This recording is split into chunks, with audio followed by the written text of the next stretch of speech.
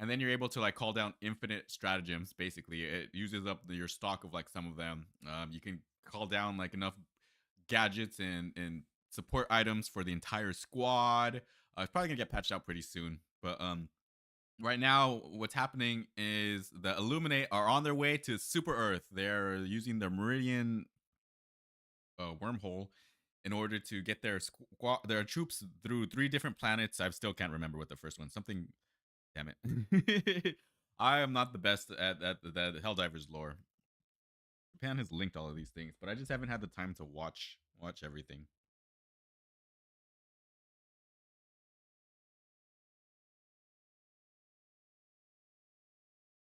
I think we can add Helldivers lore to our reading channel, right? That works. I'm pretty sure that works. All right, if it doesn't work, just let me know in the comments. Let me know in the comments. Thank you.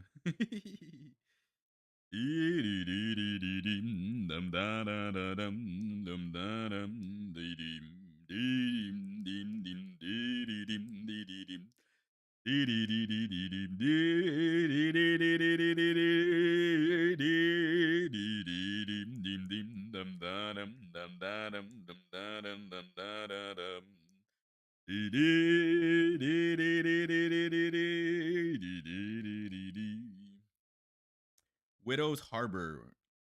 So it's going through Widow's Harbor, Meridian Wormhole. We'll do this as a warm up. All right, that's good. That's a good idea. Here we go. This is from the actual Helldivers like server too. We have it linked up so that when they have these major orders, it announces them inside our Helldivers channel. Major order at Super Earth High Command briefs at 1422 hours SEST. Multiple defense satellites monitoring the Meridian wormhole ceased reporting. This was followed by multiple simultaneous attack reports from outlying SEAF stations in the Widow's Harbor system. Intel has since confirmed the presence of a massive Illuminate fleet in clear violation of the enemy's recent eradication. That's so funny though. In clear violation of the enemy's recent eradication. We just kicked their asses. What are they doing here? A state of extra tyrannical emergency has been declared. Illuminate victory parties have been converted into rapid enlistment events, bolstering SEAF defenses. High Command believes this fleet's ultimate objective to be the invasion of Super Earth itself. 3 planets lie between the Illuminate and Super Earth: Widow's Harbor, Pylon 5, and New Haven. The Helldivers are ordered to immediately and aggressively interdict the Illuminate advance. Cross-ministry defense projections indicate that preventing this force from reaching Super Earth is not possible. All 3 planets will fall. The Helldivers must inflict as much damage to the enemy fleet as possible while megacity defenses are bolstered. Battle on Super Earth is inevitable. Major order. Ends in 6 days. It should be 5 days now at this point. So instead of doing our part to, help destroy the Illuminate scum, let's read some Maze Cutter. Yay! Meow! I'm sorry, Helldivers. I'm so sorry. We're at the end of this book. And then I think tomorrow, I'm pretty sure tomorrow, we're going to go ahead and we'll start probably like get halfway through Godhead Complex.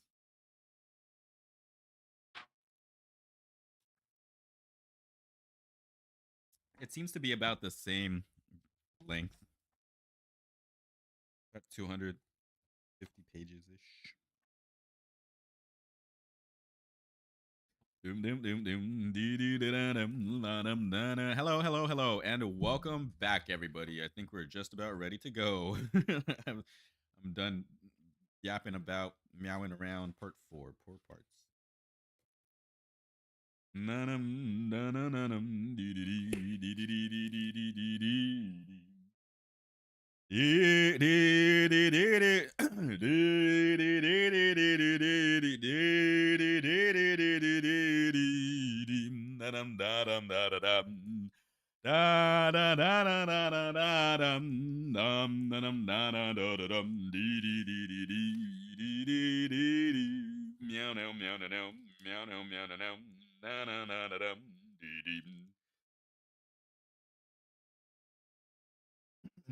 Part 4. Old World, New World. I'm gonna drink one more cup of tea just to get us nice and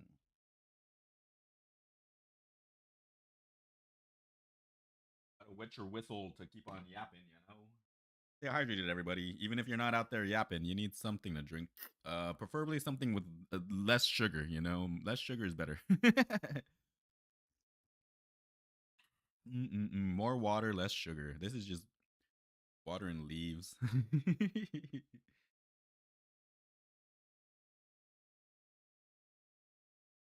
Who was it?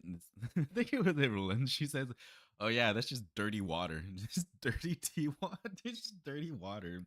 How sad. Poor tea." uh, mm-mm-mm.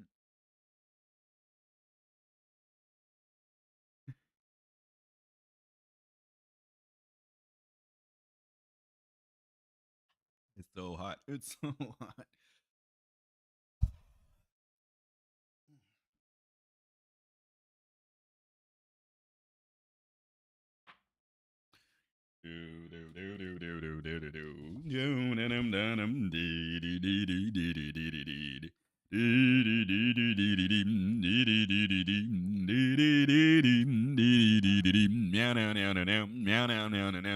Meow meow meow meow meow meow meow. Part 4: Old World, New World. I'm in a truck on a road scattered with remnants of world. My life is over, but I don't feel sad. I feel worry and hope for Keisha and her kids. It's enough to push the sorrow aside. I'm so glad I met them before they end. I feel lost for Thomas, Minho, for all of them. But I worry and I hope that they'll succeed, that they'll win, that they will survive and be happy. It's enough to push the sorrow aside. What does it matter? The madness is knocking. The madness is creeping in under the door. They say that some things are worse than death. This might be true. That might be true. Probably is. But life and death are the beginning and the end of beauty. Can't have one without the other. Feel like maybe I'm rambling. The Book of Newt. But life and death are the beginning and end of beauty. You can't have one without the other. And that's kind of a beautiful idea, you know? Chapter 13: Belly of the Beast. Down, down, down we go. Meow, meow, meow.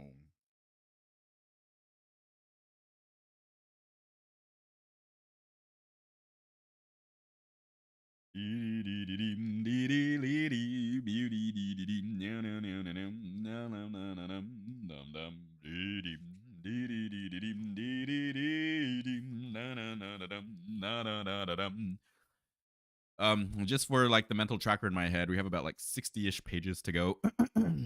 Chapter 13: Belly of the Beast, Part 1, Jackie. Are you okay? Are you okay?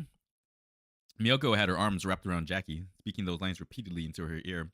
She nodded each time in response, but it must not have been convincing. Jackie herself wasn't convinced. In fact, she knew it not to be true. She wasn't okay, not at all. She and a few others were locked up, stuffed into a tiny compartment within one of the flying machines they called Bergs. Bergs, that's what they're called. Okay. One of only a million things in the last day that were so foreign to her. Things she'd heard from old people and read in books and imagined in her head as a child. Vehicles that defied gravity, fire burning from holes like dragon breath. Machines the size of mountains that walked on spiked wheels. Guns, bridges, people in strange clothing that certainly hadn't been made by a little old lady and her loom. And those freaks, the ones in chains, their eyes full of death. And madness, moving in sync as if they were all a part of a single organism. Cranks. The word itself conjured nightmarish stories told around a fire and morbid jokes amongst friends on the island. Cranks. They'd been cranks. Though not quite like any description she'd ever heard. Miss Cohen squeezed her knee, bringing her back to the current nightmare. She sat directly in front of her, pressed so close that they had to interlock legs. With a forced effort that made her want to cry, she smiled. Dominic was there, also, to her left, next to Old Man Frypan. The other two men from the east coast of the island, to whom she'd never said more than 3 words, were crammed on both sides of Miss Cohen. Miyoko was to Jackie's right, arms wrapped around her, because she must have appeared the most distraught after what had happened. Taken. They'd been taken. Stolen. So these are cranked, which means this is the Godhead, right? So they're going to Alaska. They are going to Alaska. So it seems that I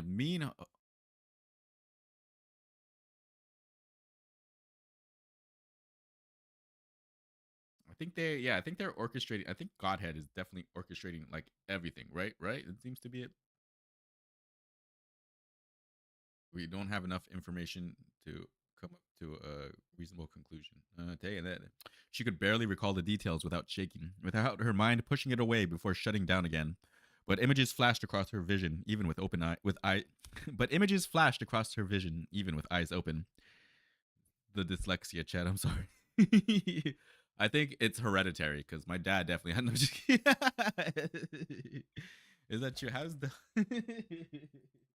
Sorry, it's now a question.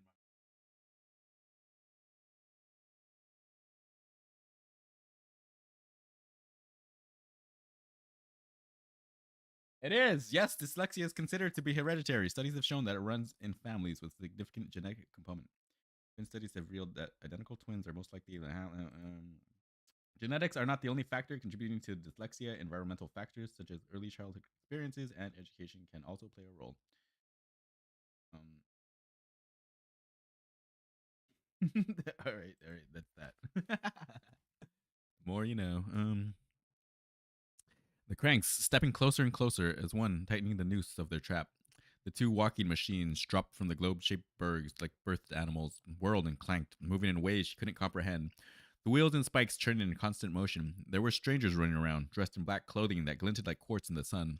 Then something hard and cold had extended from the bottom of the machine like an arm and wrapped around her torso, gripping her tightly, ripping her from the ground and inside the monster itself, into its belly of steel and darkness. Soon Miyoko was dropped in, then Dominic and Miss Cohen, then the three old men. So far, there'd been no sign of the other friends. Dead, she thought. Please don't be dead. That was all. There was nothing else, nothing to think, nothing to say. She didn't understand what was happening to them, and she never felt anything like the terror that shivered inside her. She could only hate herself for ever getting on that damn boat. The machine purred and clanked and roared as it rolled to the destinations unknown. Like that machine, she trembled. Part 2, Minho. After they'd been captured, literally lifted by the claws of the Grief Walker. Grief Walker. So is this a maze the fever cure something cure complex? I mean, have have we encountered these things previously in the Maze Runner universe? Most likely, it seems. The oldsters of the island talked about these things. So yes, it's grief bear. Grief walker.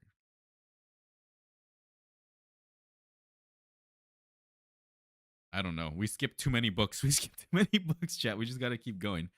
After they'd been captured, literally lifted by the claws of the grief walker, he'd been placed in a cell, all by himself, enraged to be separated from Roxy. He was as confused as he was angry. Nothing made much sense to him. Well, except for one thing. He was a naive, gullible, reactionary fool. To think he could outwit the grief bearers, the priests and priestesses, the entire remnant nation. How could he have believed that one young man raised and trained by a people that killed strangers on sight, by a people that established a brutal survivalist regime, that devoted their lives and civilization to preserving their own and destroying the godhead?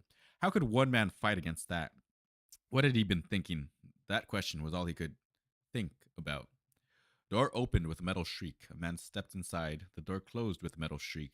The man wore a mask, an oval of hard metal with slits for eyes and mouth.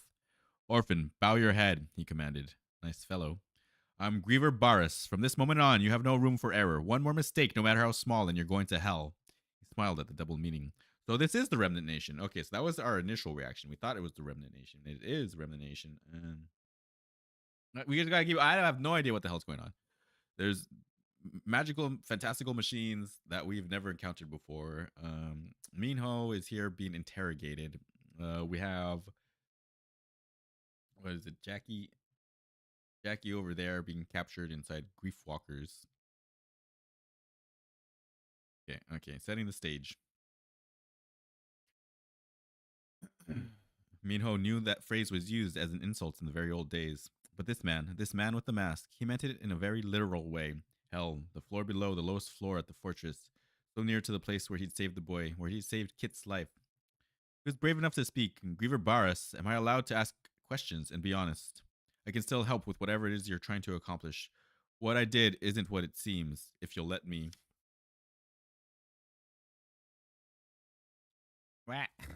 Struggling, we're struggling.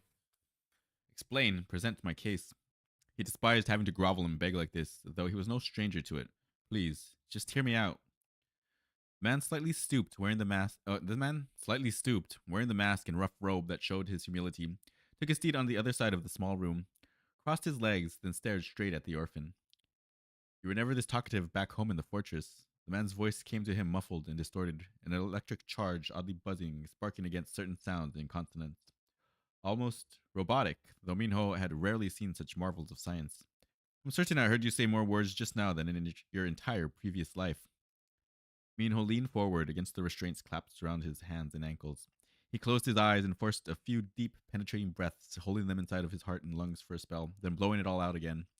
He decided to get right to the point. My goal was to infiltrate the Godhead any way possible, no matter what. I knew that mission would never be approved by the Great Master in the Golden Room, would never be approved, and so no matter what. I knew that mission would never be approved by the Great Master in the Golden Room, and so I took a risk. I'm sorry for the deceit, but I was working. Those people you captured can get us into the Godhead City. The grief bearer coughed. You do realize we've been aware of your location since the second we left you to wander the wilderness. That we were in league with the woman named Letty. That this was all a plan for us to get these people. Minho nodded. Yes, sir. I know it'll be hard to believe, but I suspected it. I had no choice but to continue on the mission, knowing our goals were aligned. Talking too much, not very naturally, he chided himself. Every lie was only making the one before it more obvious. Is that so? The man chuckled. His laugh sounded like the buzz of a cracked light bulb, his mask bouncing away with the forced mirth. Enough of this. I honestly don't care what you intend or don't intend. Say nothing else of our order, of our nation, but we are certainly the most pragmatic of pragmatists. Do you understand? All that matters is accomplishing what lies ahead. Are you willing to help us or not? Mino had truly become the orphan again, for now. He simply nodded and resolved to ditch the hastily concocted plan of talking his way out of things. Wise choice, son. The only choice, really. Now, are you ready to listen? The orphan nodded once more. The man shifted in his seat, changing which leg was crossed over the other. The movement looked like large snakes rustling beneath his robe. In the last hour, I would hope that you've asked yourself some questions. For one, why did we let you go on the wilderness wandering in the first place? And why did we feel the need to have you involved? The orphan opened his mouth to respond on instinct, but quickly shut it. Also, why bring our entire armada of bergs and griefwalkers just to capture you and a dozen other people? It's taken a full 3 decades of effort to bring those bergs back to working condition, to find the resources to make it happen. So these are old things. Okay. It's taken the most recent decade to design and build just 2 functional griefwalkers. We only have 2, orphan. And yet we brought both to that river, that bridge. Doesn't that make you wonder? Doesn't that make you question? The orphan nodded. He was doing a lot of that. It's called a trial run, boy. Make sure things work in a real world setting before the true test comes. And what about the infected? You may not have known about the machinery in the bergs, but certainly not the infected. It seems blasphemous to our teachings and our ways, does it not? The orphan didn't nod. It seemed a question that had no good answer. In the fight against evil, you must sometimes use evil against them. I want you to ponder these things, boy. The more you realize on your own, the more valuable you'll be in the coming days. Locked up in here, you can't see the outside world as we fly. Think about that as well. We've sent all but 2 of our bergs ahead to scout and make preparations.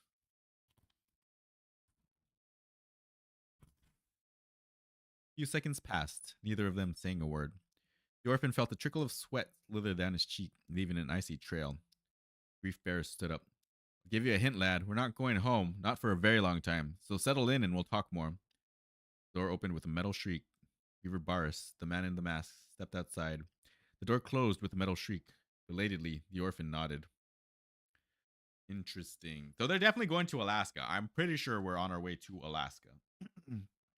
But yeah, so it was actually the Remnant Nation that was orchestrating everything. But I think that they're in the Godhead is in league with them. They have to be, right? Because they're doing something. They're doing something with the coffin up there up north, so they can trigger evolution.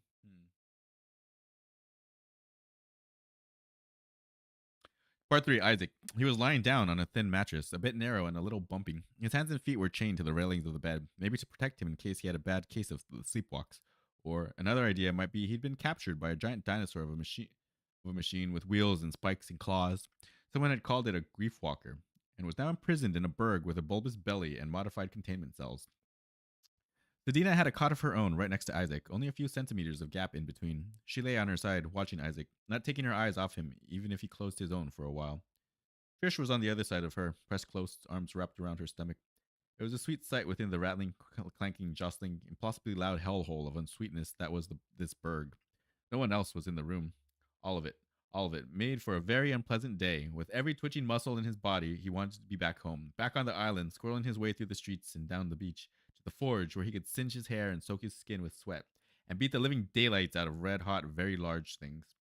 What are you doing, Isaac? Sedina asked him in a slightly irritated but mostly kind voice. He drifted off a bit, or maybe he'd been hoping she'd think him asleep. But it hadn't worked either way. He opened his eyes and saw that she glared at him as if they were having a staring contest, a nice remnant of the old days in primary school. Answer her question. This was Trish peeking over the edge of Sedina's right shoulder. Be sure it's a good enough answer to shut her up, or we'll be seeing dawn or death before she finally does. Oh, what a sweet pumpkin, Sedina responded with all the sincerity of a half starved rat. Isaac figured he'd better start talking before the mushy stuff really got into full swing. You guys don't need to worry about me, he said, shifting his body to get more comfortable, yanking off the restraints to conquer a little more freedom. I'm just spacing. Try not to think. Try not to worry about why we've been kidnapped by complete strangers twice in the last month. Kind of 3 times if you count Cletter in the boat. Seems like you're trying to not do a lot of things, Sedina gave him a condescending frown. I can tell the truth when it comes to you, Isaac. I don't care if your eyes are closed, open, rolled, or peeking down, crying, or stung from something caught in your eyeball. None of that matters. I can read you. I've always been able to read you, and I'll be reading you till the day you have your last gasp and die. Now talk to me. Isaac found just enough of a bright spot inside to let a little laugh escape. You got me, kid. You got me. Let's see. What devious things am I thinking right now? What could it be? Let's see. Cut the horse crap, Isaac, Trish said tersely. Just tell us what's on your mind about all this, and we'll do the same. We've got to use our brains to get out of this nightmare. Isaac knew it was time to get serious, to stop deflecting with the usual avoidance mechanisms. He coped with the loss of his family. He could cope with his new terrifying situation. He sat up, leaned his back against the metal frame of the headboard, pulling the chains attached to his feet to the very length of their restraint. Okay, let's talk through this step by step. Make a list of what we do know, what we definitely don't know, and then things we may know, things we're not certain about, guesses, whatever. All right, Sedina said. So 3 columns. No, don't know, might know. How's that? If only I had a pad and pencil. Forgot your pad and pencil? Isaac asked. Shame on you. Look, let's just talk through it one time, see if we're all on the same page. Pun not intended. We better hurry, Trish added, still peeking like a spooked child from behind Sedina's upper shoulder. No telling when we'll be yanked out to go somewhere else. Isaac took a big breath. Okay, Cletter arrives on our island, convinces us she's legit, that they need Sedina, maybe her mom, maybe some others of us, as many as they can get. She feeds us all that stuff about science and studies and still having a chance to eradicate the flare forever. Sedina had been nodding the entire time he spoke. Yeah, and maybe we're idiots to go, naive to think we'd come back to the island soon, whatever, but we went, that's that. Right, we get to the continent, safe and sound. Even old man Frypan has somehow not died and gone to join the great gladers in the sky. All is pretty well, and we've seemed to gain a liking to Cletter. She tells us about the villa, lots of scientists and doctors interested in the bloodlines that descend from the original gladers, especially Sedina through Sonia. Sounds about right? Sedina nodded. Trish nodded. So I'll go next, Trish says. We're feeling good, heading toward the villa that Cletter told us about. Then you two knuckleheads decide to go follow a creepy man into a damned haunted house just for kicks and giggles, and you meet Timon and Letty. Sedina picked up. Letty kills Cletter. There's nothing to it, or like she planned to do it all along. Then they take Isaac and me away, mainly keeping us in line with threats. We left clues for you guys, and I'm pretty sure they knew we were doing that the whole time and didn't do a single thing to stop us. That's why all of you stayed right on our tail, always close. Isaac's turn. Which lines up with what Letty had said before getting bashed in the head. Do we even know if she's still alive? Anyway, she said that this had always been the plan, to get everyone together in one spot, including, I assume, that Minho guy and Roxy. And then, I swear, Letty kept looking up at the sky, scanning it from horizon to horizon, searching for something without even trying to hide what she was doing. So she was waiting for these bergs, right? It was weird then, obvious now. She knew those bergs were coming, no doubt. She's in on it, and I have to guess that Timon the gentle giant is too. Although he seems a little more brawn than brains, if you know what I mean. I don't think Timon necessarily knows what's going on. Well, he definitely didn't know what's going on. So yeah, Letty is definitely the brains of the operation. And Timon is just ride or die with her. So yeah, he's definitely in on it in that sense. Okay, Trish said. So then these people show up with a dozen bergs and those weird ass monster things with spiked leg wheels and claws and snapped us up. Selena rubbed her face and let out a small groan. Don't forget the whole line of cranks, yes, cranks, something I never thought I'd see, tossed out of a berg like garbage, chained together, moving around as if they were some kind of sophisticated toy. Then they were a human fence, pressing in, making sure we had nowhere to go. Snatched up, and here we are, Isaac said. Why are we here? Why did they need not only giant flying ships and those grief walkers or whatever? I mean, that wasn't enough. They needed an army of cranks too to capture a dozen people with no fighting skill, no weapons, no sense of direction, no plan whatsoever. The whole thing is bonkers, and yes, that's the best word I can think of in the heat of the moment. It's bonkers. Don't worry, it's a solid choice, Sedina proclaimed. Fish third the motion. Isaac leaped to the next logical questions. So, okay, first, what does all this mean? Second, what do we do now? A moment passed, each of them avoiding eye contact, looking down as if they put some thought in, as they put some thought into it. Isaac tried hard, letting the succinct pile of details that they'd just gone through swim around in a small space within his mind, back and forth, up and down, one by one, passing his internal reference of vision as he tried to put the pieces together. Here's all I know, Sadina said. We've been flying through the air for at least a few hours now. I can't quite tell which direction we are going, but can't quite tell which direction we're going or how fast, but it's not a short trip. That much is obvious. Wherever they're taking us, I don't think it can be good. Simple as that.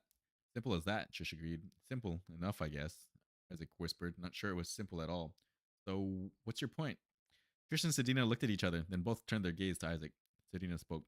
We gotta get off this fancy ship, Isaac, before someone on this fancy ship kills us, or worse. Simple as that. With a heavy heart, Isaac realized that after all that talking, they'd gotten absolutely nowhere. Yeah, because he's stuck. Poor Jackie.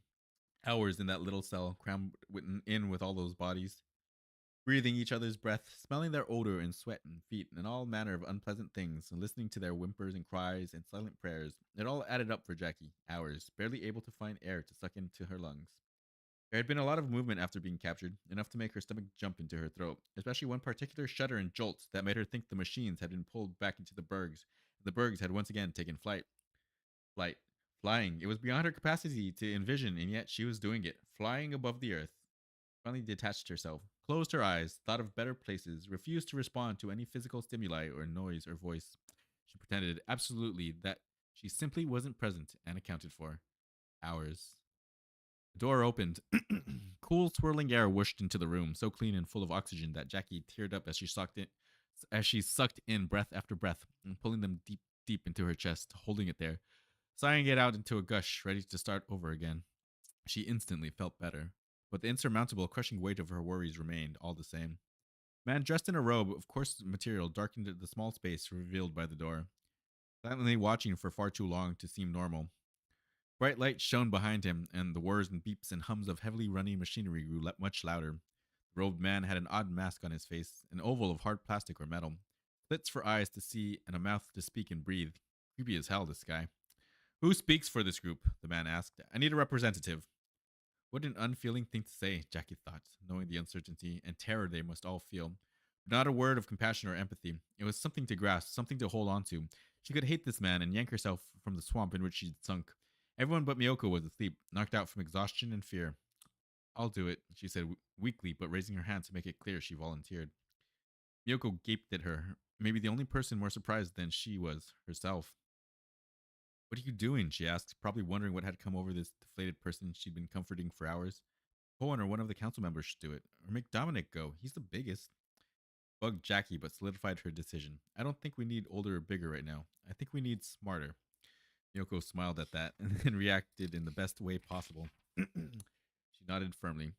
Come on then, the masked creep said. I'm not asking for a human sacrifice for Flair's sake, just someone to talk for the rest of you. Come on, please.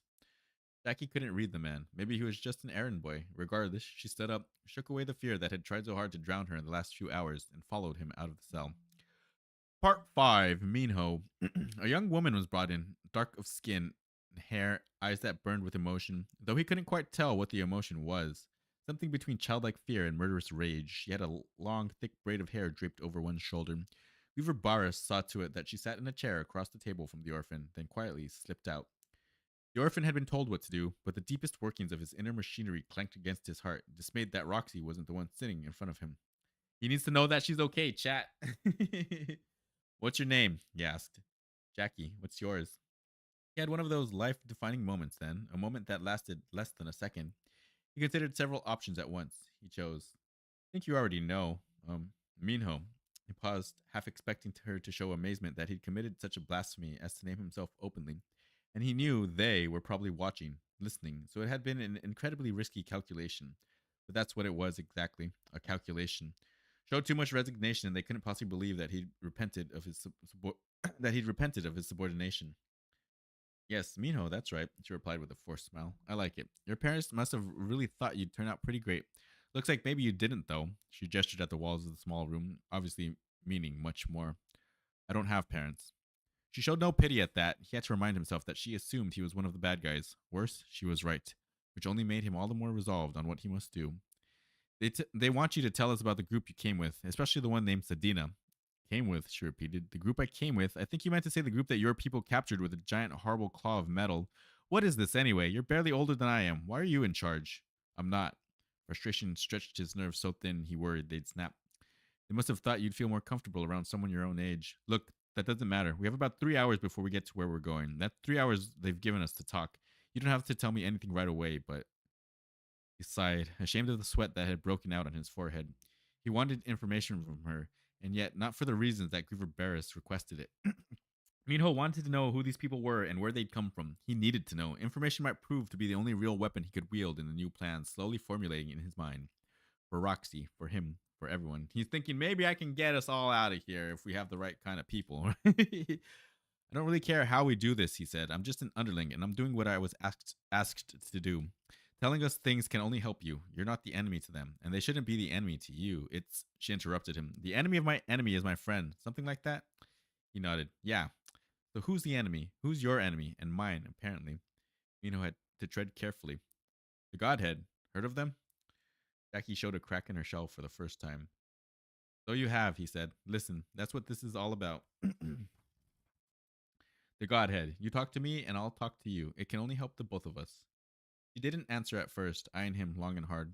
Finally, she appeared to come to a decision, although he wasn't so sure it was a decision that either he or those watching would very much like. What would you like to know? She asked, her smile now genuine. It was that smile that worried him. Part 6. Isaac. At least a half hour passed since Sedina or Trish said a word. It was as if they'd come to the same realization as he. Talk all you want, but when you're chained to bed railings, there's not a lot of good it'll do you. He lay with the shackles, staring at the low gray ceiling, trying to ignore the very real fear that slowly gripped his stomach in an ever-tightening vice. What was the evolution that Letty had told him and Sedina about, keeping most of the details a secret? Who was the Godhead? Were were the Godhead? He couldn't even ask the question correctly in his own mind.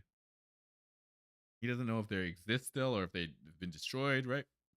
What is this? What? How do we formulate the right questions when our information is just all over the place? A door opened and two young people came into the room, one boy and one girl. Both of them were dressed exactly the same, in the oddest set of clothing Isaac had ever seen. Black from top to bottom, with a sparkle to it that almost made it seem wet. One-piece suits clung tightly to their skin, broken up by bulges of pockets along their arms and legs, chest and stomach. These pockets were stuffed tightly with something unknown, as if they had to carry their every last possession wherever they went. It looked neither natural nor comfortable, and Isaac wanted desperately to ask them about it. We're here to unlock your restraints, the male said. He was a skinny kid, cursed through genetics with a very unfortunate nose, bent to the side like he slept with all of his weight on the poor thing every night of his life. You'll be free to use the attached bathroom, and they're going to serve you a meal soon. Just don't do anything weird or stupid, and we won't lock you up again. They told us to tell you we're all on the same side here. Wow, Sedina replied. Yeah, sure feels like that's the case. Trish elbowed her. Isaac agreed with the sentiment. Get unchained first, then be a smart aleck. He'd learned a few things during the last month of being someone's captive, enough to know that anyone can be manipulated through subtlety and patience. On both sides. The two guards, that's the word that popped into Isaac's mind to describe them, dressed as they were, with the keys to their chains, came over to the small beds, now looking 3 feet taller as they stood there. Both of them had short hair, or hair slicked underneath the black caps that they wore. It was hard to tell. The girl had a stern look on her face, as if she really hated her job, and when she tilted her head one way, Isaac could see her hair was actually bright orange. Now that was something he'd never seen before. The boy, stern enough but a downright gentleman compared to his partner, bent over and quickly set about unlocking the shackles with a long metal key. Clicks and clacks replaced the silence as he worked at it, his awkwardly crooked nose not always moving in the same direction as the rest of his body. You guys have names? Trish asked. No, the girl snapped. No, the girl snapped, but then the boy answered in a sad, reserved manner. No, we don't have names. Not yet, anyway. We're orphans, and we're all one and the same. He had finished Trish and Sedina and now moved on to work on Isaac's restraints. To his surprise, the girl's entire demeanor changed in an instant, sporting a devious smile and an excitement in her eyes. You can call me Orange. That's what your friend the orphan calls me. And he calls this guy Skinny. Calling him Nose would have really hurt his... and he calls this guy Skinny because calling him Nose would have really hurt his feelings.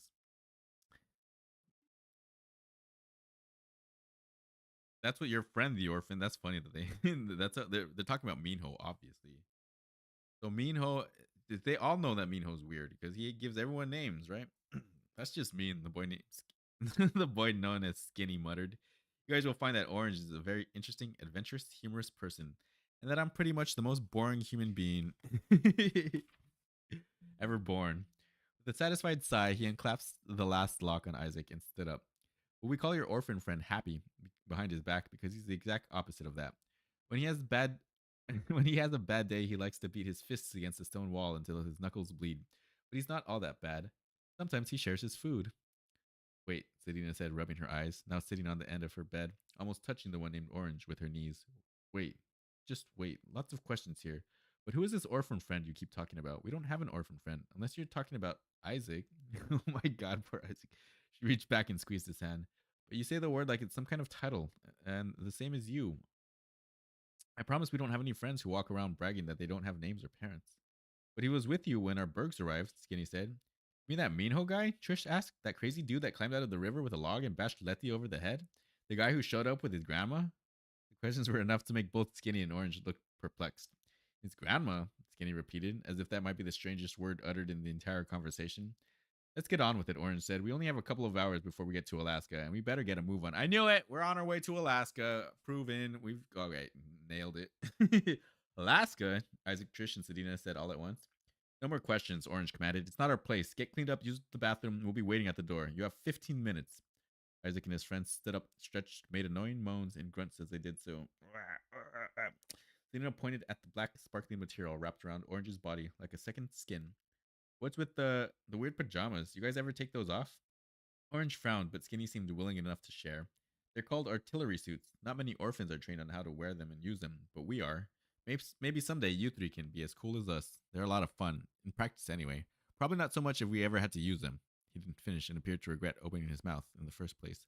This is probably something that was in the previous books as well. Artillery suits. Okay. It takes a lot of skill, Orange added, as if implying that none of them had such skills. What are the pockets stuffed with? Isaac asked. They bulged like elongated tumors on their arms, legs, and down the front of their torsos. Orange replied with a condescending glare. What do you think? Called an artillery suit. Not a lot of artillery where we come from, Trish replied. Not many bergs or giant machines with spiked wheels either. Isaac found himself completely mystified by the artillery suit himself. Why would you walk around with pockets stuffed to bursting with explosives? Seems slightly dangerous. Call him crazy. Artillery, the Dina sounded out the word in contemplation. So, are you guys like living bombs? Do they shoot you out of a cannon? Skinny started to say something, but Orange cut him off. Enough of this. No more talking. You have 10 minutes, so I would hurry if I were you. I thought you said 15, Isaac asked. You just wasted 5 of them. Now get on with it. We'll be right outside, and don't worry. We're friends. It's going to be okay. She and the skinny boy with the unfortunate nose left the room, closed the door. Pum, pum, pum. Interesting. Part 7, Jackie. The orphan, that's what he insisted on being called because Minho would get him into trouble, had asked her plenty of questions, so far none of them very memorable, about the island, about the boats in Kletter, and about each person who'd come from the island. Jackie gave him all the details he wanted because none of them seemed to matter all that much. And when it came to Sedina, about whom he was particularly interested, she could be honest and say she didn't know much because she didn't. And there had been something odd in his questioning. He didn't put much sincerity into the effort, as if he didn't care one whit about the answers, and he kept widening and squinting his eyes, tilting his head in subtle ways, fidgeting with his hands. She guessed that he was trying to send subtle clues, but the only thing she got out of it was that this guy either had a serious neurological problem, or that maybe, just maybe, he wasn't in league with the people who'd taken them, an attempt to show that he was on her side. But she had her own goals. Learn what she could. If she had to be buddies with this orphan fellow, then so be it. He opened his mouth to ask away again, but she held up a hand to stop him. No, if you want me to keep going, I want answers to some of my questions. He didn't seem to like that, his eyes flickering to the door as if his bosses might barge in at her audacity. The audacity! Sorry, it reminds me of Valkyrie. But nothing happened. Okay, the orphan said, go for it. Some things I might not be able to talk about. Just letting you know. Dove in. Where are you from? And these people you work with? We're from the Remnant Nation. Answers, chat. We're learning things, he said after a pause. Our whole civilization exists to fight the flare in all its variants. to fight the Godhead who want to use the flare to turn humans into an entirely different species. It's a battle that's been going on for decades, not a literal battle, but a philosophical one, I guess. Seems to me that maybe that's changing. Jackie raised her eyebrows. The orphan looked so uncomfortable that she felt sorry for him. Yeah, looks that way. Interesting. Tell me more about the Godhead. I mean, are they supposed to be actual gods? And how has the flare changed since it first broke out? How many variants are there? Are they all bad? The orphan started coughing. He kept at it, covering his mouth, not stopping. Jackie thought it was an act, and a poor one at that. He stood up. Sorry, I need a break. Need to use the bathroom. Do you? For the first time, all the weird things he did with his eyes. Just making sure. It says we're still live. Yep.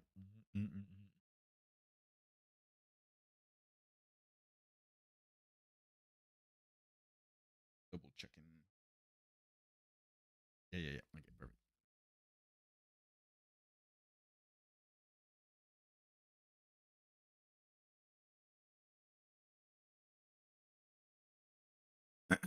For the first time, all the weird things he did with his eyes, trying to say something without saying it, clicked for her. He had a message to give, and it was killing him that she couldn't come out and spill it. Yeah, I do, actually. Gotta pee real bad. Come on, it's close. He opened the door and waited for her. They stepped into a narrow hallway, and she followed him for 10 feet or so to another door. He was just about to open it when he leaned toward her, close his nose about brushing her ear. Can't let them get all the way to Alaska. It'll be too late if we make it that far. She pulled him into a hug, hoping that anyone who watched might think they'd made a connection during the interrogation. She'd heard of that before in school, something called the Stockholm Syndrome, where the captive gains a closeness to the captor. She banked on it now. Whispering back to him, she said, "You're gonna get us off this ship?" "Yes. Me and all my friends?" "I'll try. We'll try. I'm gonna need your help. We'd have to do it in the next hour. The next hour or never." "Okay," she said, unsure of exactly what she was committing to, trusting this weird guy who called himself the orphan. "So, how?" "Two of my friends are on the other berg. I didn't know they were coming, but they came. And that changed everything. Gave us the chance. Roxy's over there too. Just be ready." He quickly pulled back from her hug and looked down the hallway at a man approaching. Much more loudly and a little too formally, he said, "We appreciate your willingness to help. Would you like to go first?" It took her a second to realize he meant the bathroom. She nodded, thanked him, and opened the door, stepped inside. She really did have to pee anyway. Part 8. Isaac. Interesting though. All right. So it's all about to go down. They're gonna take the berg down though, but they're still on their way to Alaska. They're still pretty close to Alaska.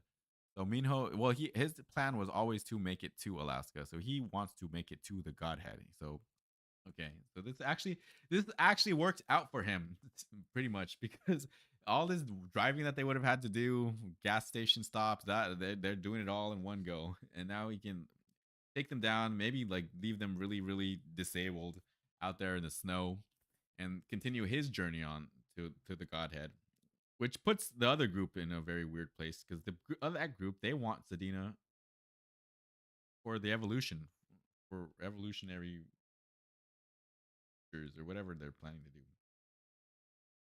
Mm. Part 8. Isaac.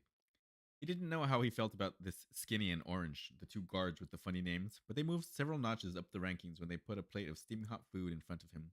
There was meat, there were beans, there was something that looked like a blue potato. It could have been worms for all he cared. As famished as he'd ever been, he tore into the meal and greedily drank from the metal cup of water he'd been given. It was a reunion meal of sorts. Some of the others had joined him, Sedina and Trish in the room with the tables and chairs, Timon, the gentle giant, whose face was covered in bruises, and Letty, who had a bandage wrapped around her head. Neither of them so much as met Isaac's eyes, not even once. There was Carson and Lacey, their friends from the west side of the island, and oddly enough, the lady who'd stood frozen on the bridge for so long, Roxy, was her name. But no Jackie, no Dominic, no Miyoko, no Miss Cohen, or Old Man Frypan, no Wilhelm or Alvarez. "Where are the others?" Sedina asked, even as Isaac tried to swallow an enormous mouthful of charred beef without choking. They'd been expecting everyone to join them, but that hope had been quashed when Skinny closed the door. "Where's my mom?" Orange replied in a voice without the slightest hint of emotion. "They're on the other berg, flying next to us. The other ships have gone on well ahead of us. Mommy's okay, so chill your bones." Excuse me. Isaac reached under the table and squeezed Sedina's leg before she could explode. "I'm sure they're okay, just like us. Eat. It's really good." That earned him a death stare, but even Sedina couldn't ignore her hunger for long. She and everyone else at the table dug into their food, manners forgotten. Carson and Timon looked big enough and hungry enough to eat everyone's dinner between them. Maybe they could have been friends in another life. As for Lacey, Isaac didn't know her very well, and she'd always been quiet, but she looked so sad as she ate that it broke his heart. Why are you guys here? Sedina asked, pointing her fork at Letty. Wasn't this all set up by you? Shouldn't you be in a suite having your feet rubbed while you eat grapes? Letty's eyes were bloodshot and she winced with every move. Even the workings of her jaw as she spoke. It never pays to be a traitor. A lesson people always learn too late, including me. Looks like our friends that, I'm sorry, but the ones that helped us take you from that house. Well, it appears they weren't friends at all. Timon grumbled and darted a hard look at Sedina, then at Isaac, but soon returned to stuffing his mouth with meat and beans. Does anyone know what happened to Minho? The woman named Roxy asked. She seemed a sweet, matronly lady, and the concern in her eyes also hurt Isaac's heart. He set a goal to stop looking at people altogether. Anyone? I haven't seen him or heard a thing about him. Orange stepped up to her, put a hand on the woman's shoulder. He's fine, ma'am, on the other ship, and totally fine. I bet you see him soon. Her eyes found Isaac as she said that, staring at him with intensity, trying to say something, but he didn't know what. But if we were you, I wouldn't call him Minho while the bosses are around. They don't like that sort of thing, you know, names and such. The other guard, skinny, stood by the door, fidgeting and rocking back and forth on his feet. Bulky, sparking, tight-wound suit that he wore creaked with all of his movements. Artillery suit, Isaac thought. What in the world does that mean? Why would you do this to us? Trish asked Letty. Why would you kill Clether, take my friends away, and lead us to all this? Hopefully she answers this question, right? She gestured at whatever it was that ensnared them within its belly. How could you do that to such innocent people? I wish you died when that guy whacked you over the head. I hope you still die, and I'm glad you were betrayed by your so-called friends. Hey, Timon shouted, spitting out a tiny bit of food. Easy for you to talk like that, growing up on your safe little island. Things aren't so easy in the real world. We'll see how you get along, kid. We'll see what you do when it comes down to it. You or them. It's not a hard choice, so shut your mouth until you've lived the real life. Sedina wasn't having any of that. She stood up, threw her plate at Timon's head. He ducked, picked it off the floor, threw it back. Trish knocked it aside right before it struck Sedina's face. Then there was a lot of yelling, and Isaac didn't hear a word of it. He stared at a spot on the far wall, lost in thought. Something was going on, something to do with Orange and Skinny, and the guy who either was or wasn't named Minho. Depending on who you talked to, something was about to happen. As if she'd read his mind, Orange was suddenly kneeling right next to him. He met her eyes, and she smiled, along with a barely perceptible nod. Squeezed his arm. What? He began without finishing. He didn't know what to ask her. Just be ready, she whispered. When the time comes, find something to hold on to. His heart rate leaped so hard he could feel it in his throat. How will I know? She stood back up, softly speaking as her head passed his. Oh, you'll know. Something to do with these artillery suits, I'm assuming, I'm supposing. Chapter 14. According to plan. It's all according to plan, shit. Meow, meow, meow. Part 1. Alexandra. Here we are in Alaska with the Godhead. Since it's a new chapter, before we go on, let's drink some more water. Stay hydrated, chat.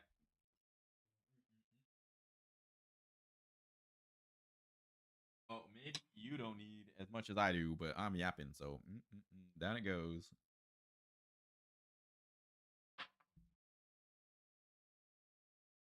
Meow, meow, meow.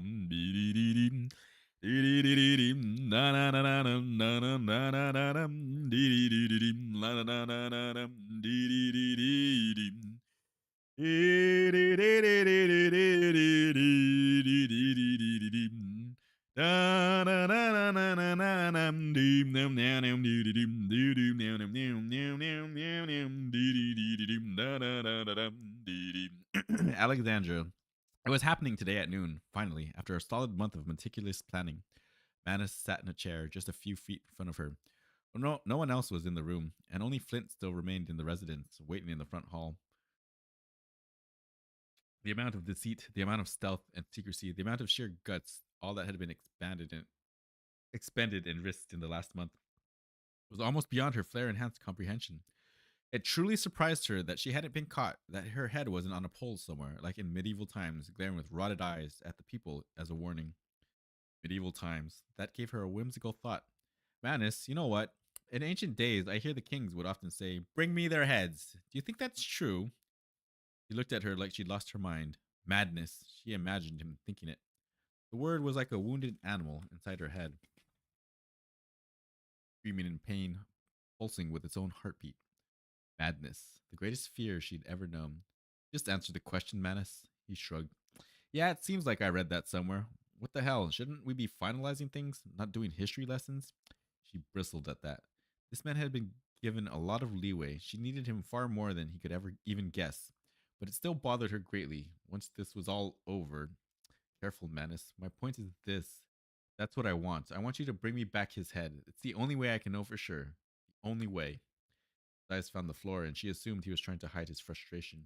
Coffin won't be enough to prove it? That he's dead? No, it won't. And I may need something like a head for proof to others. Starting to think that they knew they were I'm starting to think they knew what they were doing way back then. When he looked up at her again, he composed himself. Okay, goddess, we'll bring back both things. Can we put the head into the coffin? Make it easier to carry? He was joking. She knew he was joking, and he knew she knew, but it was still the most dangerous thing he'd ever uttered in her presence. Manus, I'll know if any of you open that coffin. You can't imagine the punishments that will define the rest of your life if you allow such a thing to happen. I understand. I'm sorry. She allowed her anger to show, allowed her face to flush, allowed her eyes to rage. She could have hidden it with the flaring discipline, with a quick recitation of the digits, but she wanted it to be seen. I can't say it too many times. There is pain and suffering that you can't begin to fathom, Manus. That coffin is not to be opened. If it is, there is not one spot on earth in which you could find a hiding spot. Is that clear? She'd shaken him, a rarity. He nodded and bowed his head low. Good. We've gone over the plan. All the people are in place. Mikhail will not be in the picture today. Nowhere near Nicholas. Nicholas, you have the codes, the weapons, the passwords, the muscle. Is there anything we've left out or not considered? He hesitated, still shaken. Speak freely, Manus. It's all there, Goddess Romanov. We've been through every single detail 1,000 times. It will go exactly according to plan. I swear it. Things rarely did. That we do know. Plans within plans within plans. Things rarely did, but she thought that this time it just might. The evolution had never brought her so much certainty and comfort, and it was the evolution that she served. All things serve the beam. Well, then, that's that, she said. You can go. He left quietly, the mission begun. In a few hours, she'd have two very precious gifts that would change the world forever. Two simple things, really. In fact, the head would probably be the hardest part. She released her mind into the flaring before the impatience could creep its way in. She closed her eyes. Interesting. Part 2. Isaac. Go back to your room, Skinny said very firmly. They stood outside the door where they'd been earlier, lying in beds like a cruise vacation on Old Man Frypan's rickety homemade yacht. Orange will come in and lock you back. Orange will come in and lock you back up for safety. Now wait a damn minute, Sadina almost shouted. I thought we were all on the same team now, something like that. Prove it by not chaining us up. Please, Trish added. Isaac was running completely on hunches now, on guesses, but a lot of small things over the last hour had built up inside him. Each one, left alone, would mean absolutely nothing. But put together, he had an overwhelming feeling that something special was about to happen. Maybe scary, maybe terrifying, maybe deadly, but something that was good. That was for them. Trish and Sedina had sulked their way into the room and sat on their beds, resigned to the shackles. Isaac hurried to sit next to them. Feigning a hug, he pulled them close enough to whisper into their ears. We need to be locked up, buckled in. It'll be for our own good. What are you talking about? Trish asked. Yeah, added Sedina. You're acting weird, Isaac. Trust me for once, guys. Listen to me. I think that Minho and a couple of his friends have a plan to get us out of these stupid bergs. Told to hold on really tight when it happened and to be ready. He probably deserved their looks of doubt, but he didn't know what else to say. Let's just see what happens, he muttered. Hope for the best. Just humor me and hold on tight to the restraints, okay? Promise me. That earned him smiles this time, and then Trish and Sedina leaned in from both sides and gave him a good wet kiss on each cheek. Because of course they did. Orange had the duty of locking up the shackles, and it all went smoothly. Clicks and clanks, rattles of metal links, the click of engaged locks. Soon the three of them were as comfortable on the small beds as you can be while strapped down with chains. Orange held her hand out as if she wanted to shake Isaac's hand. He obliged, although a little embarrassed and awkward at the way he had to do it. Chain pinching his arm as he pulled to loosen some of the kinks. They finally grasped hands in the firm grip, and Isaac could feel the cold press of metal against his palm.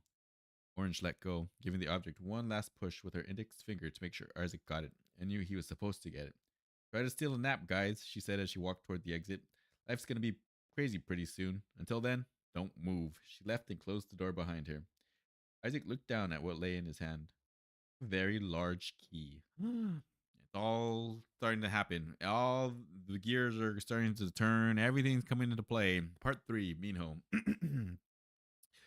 The orphan stood in a hallway near the back of the burg, squeezed in a narrow spot between the bulbous back of the grief walker and the wall. He hoped he was isolated enough to inspect the bag of stuff he'd stolen from the commissary. Things weren't as bad as he'd feared. The grief bearers, priestesses, and whoever else was on the ship had their hands full just trying to keep the burg flying and functioning. So yeah, he's lucked out in that sense, you know. They're probably like putting out fires here and there. Red alert, red alert. Commissary though, this is a large machine. This is a large freaking machine. I want to see a picture of it, Chad. I'm sorry.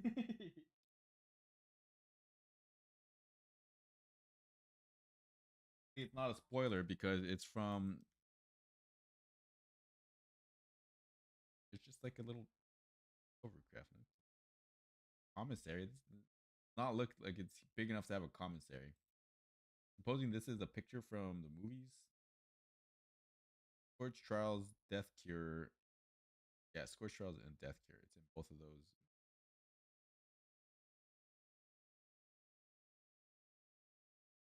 In the Scorch Trials, a berg appeared at the.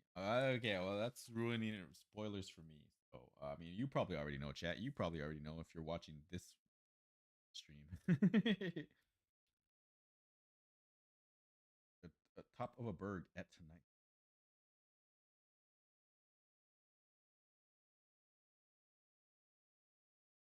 These crafts do not look very big at all in these.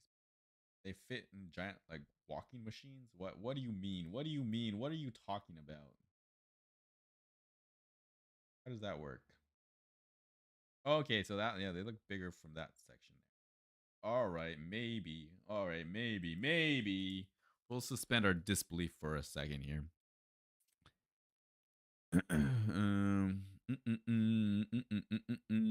It wasn't like any of them had done something on this scale before. He also knew they'd taken it for granted that the prisoners had no choice but to wait in their chains until they arrived in Alaska. My name is Minho, he thought. Yes, from this point on, my name is Minho, and always will be. No more going back. For Roxy and Kit. He pulled the awkward, bulky artillery suit from the bag, held it to his chest to size it up. It looked small, but the things were supposed to fit tightly. The material was heavy, and the 2 dozen inserts of explosives and guidance devices. What kind of person voluntarily wears something like this, he thought. Orphans do.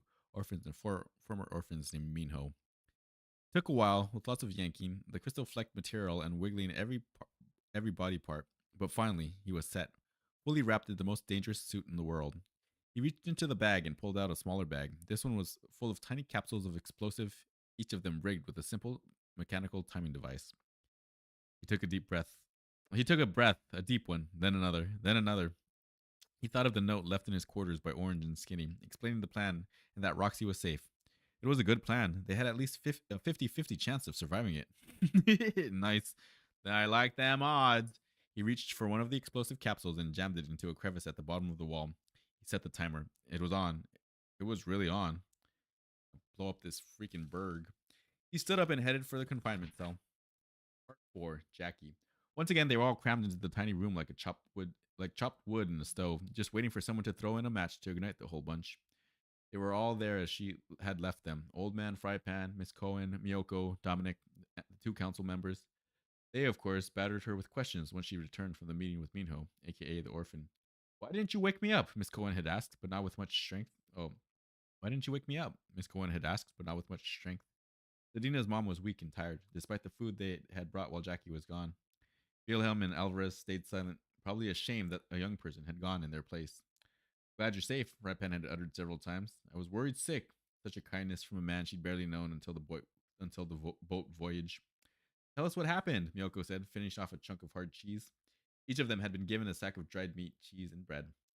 Dominic pestered her with an annoying ritual of saying 1 or 2 words between bites of food. Who did you talk to, then? What did they say? Jackie had mostly been ignoring them, stuffing herself with the nourishment. She thought she had found strength in volunteering to be the representative, but now the food tripled it. Despite her own doubts and weakness from before, she felt strong enough to take on the world. That chance might be coming, though Minho had given no details. Jackie, Yoko intoned with annoyance, what the hell happened out there? If you take one more bite, I swear on Old Man Frypan, I will punch you in the face. I will too. I will too, the man added with a chuckle, but it won't hurt much. Okay, okay, Jackie replied. Most of her food was gone anyway. They took me into her room, and I sat at a table with the guy named Minho, the one who climbed out of the river and smacked the lady, Letty, in the head. Somehow he's involved with these people that captured us, but he seems to be rebelling for all I can tell. He said he and a couple of others are going to. An abrupt and terrifying thought closed her throat. What if they were listening? Probably were listening. Jackie, Dominic touched her shoulder. What's wrong? She tried to recover. I didn't really understand much of what he said. Mostly, he wanted to ask me questions about you guys, about where we're from, stuff like that. She widened her eyes in a look of warning and tapped her ear. She wanted to scream at herself. Idiot, you should have kept your mouth shut.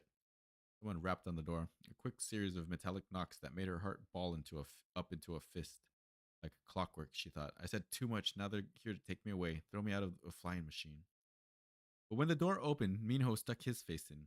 He gave her a quick and reassuring nod that filled her with so much relief she almost fainted from the rush. Jackie, he said, it's a go. Soon. Have everyone hold on to something. Tight. He didn't wait for a response. He closed the door and was gone.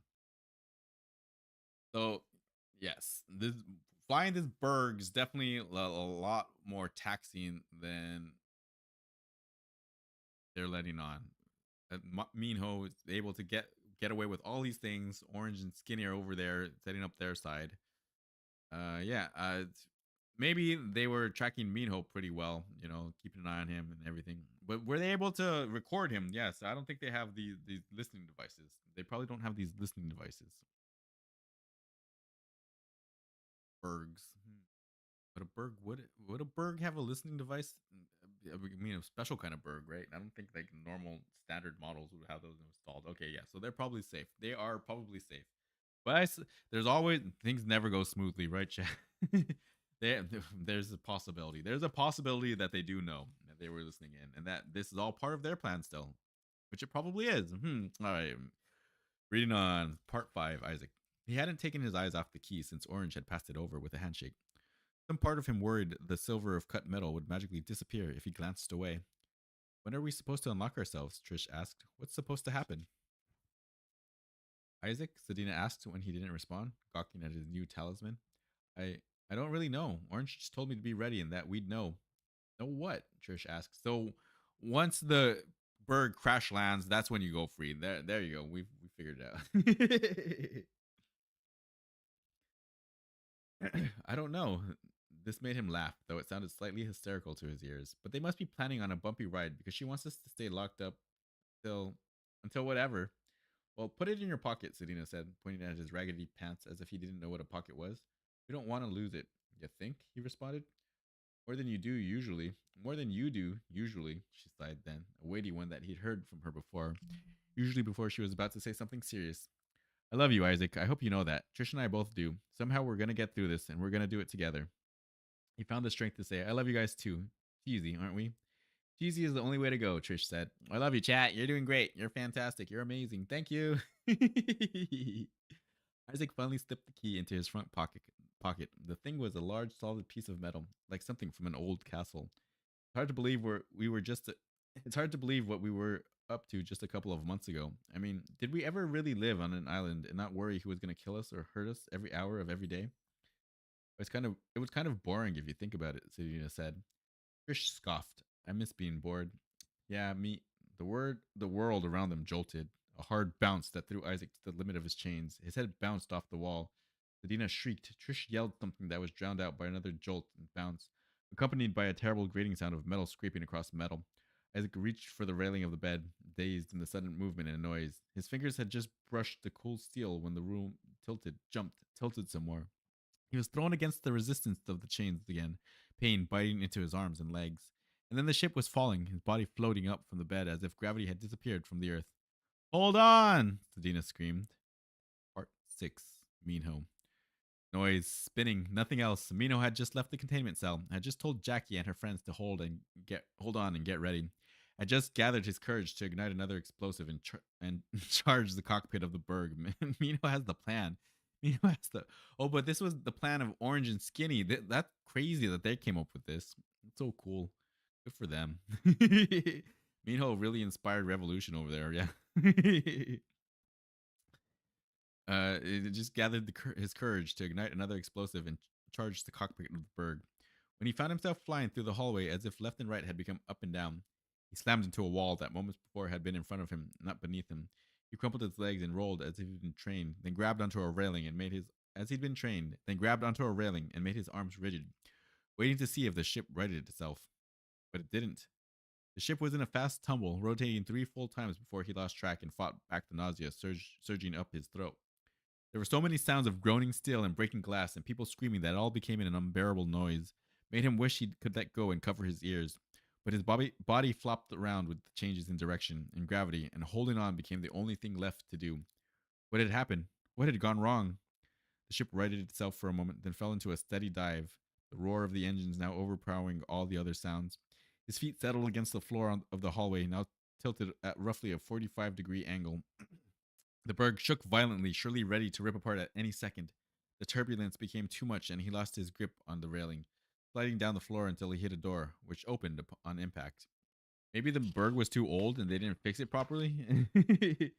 He fell into a room filled with complete chaos. He grabbed the edges of the doorframe before he became a part of it.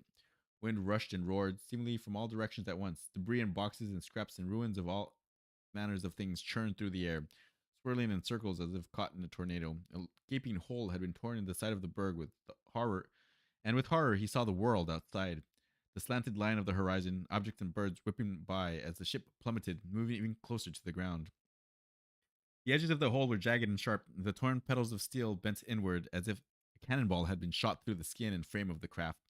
From the outside, something had torn through solid metal. From the outside, Minho shot his gaze to the other side of the room, opposite the circular gash in the ship. A badly mangled person was pressed against the wall, crumpled halfway into it, as if the materials of the wall had been molded around the body. The person was wearing an artillery suit, just like the one he wore.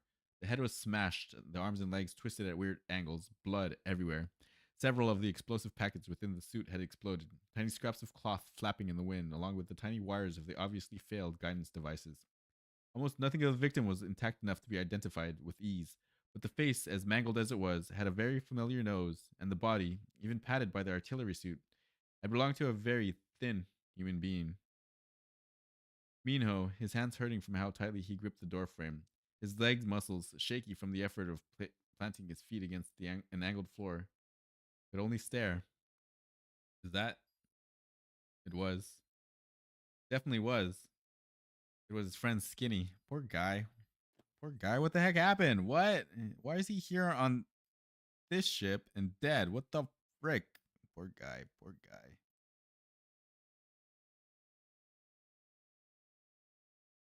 We already knew who it was when they said he had a weird nose, didn't we, chat? Poor guy. Poor freaking guy.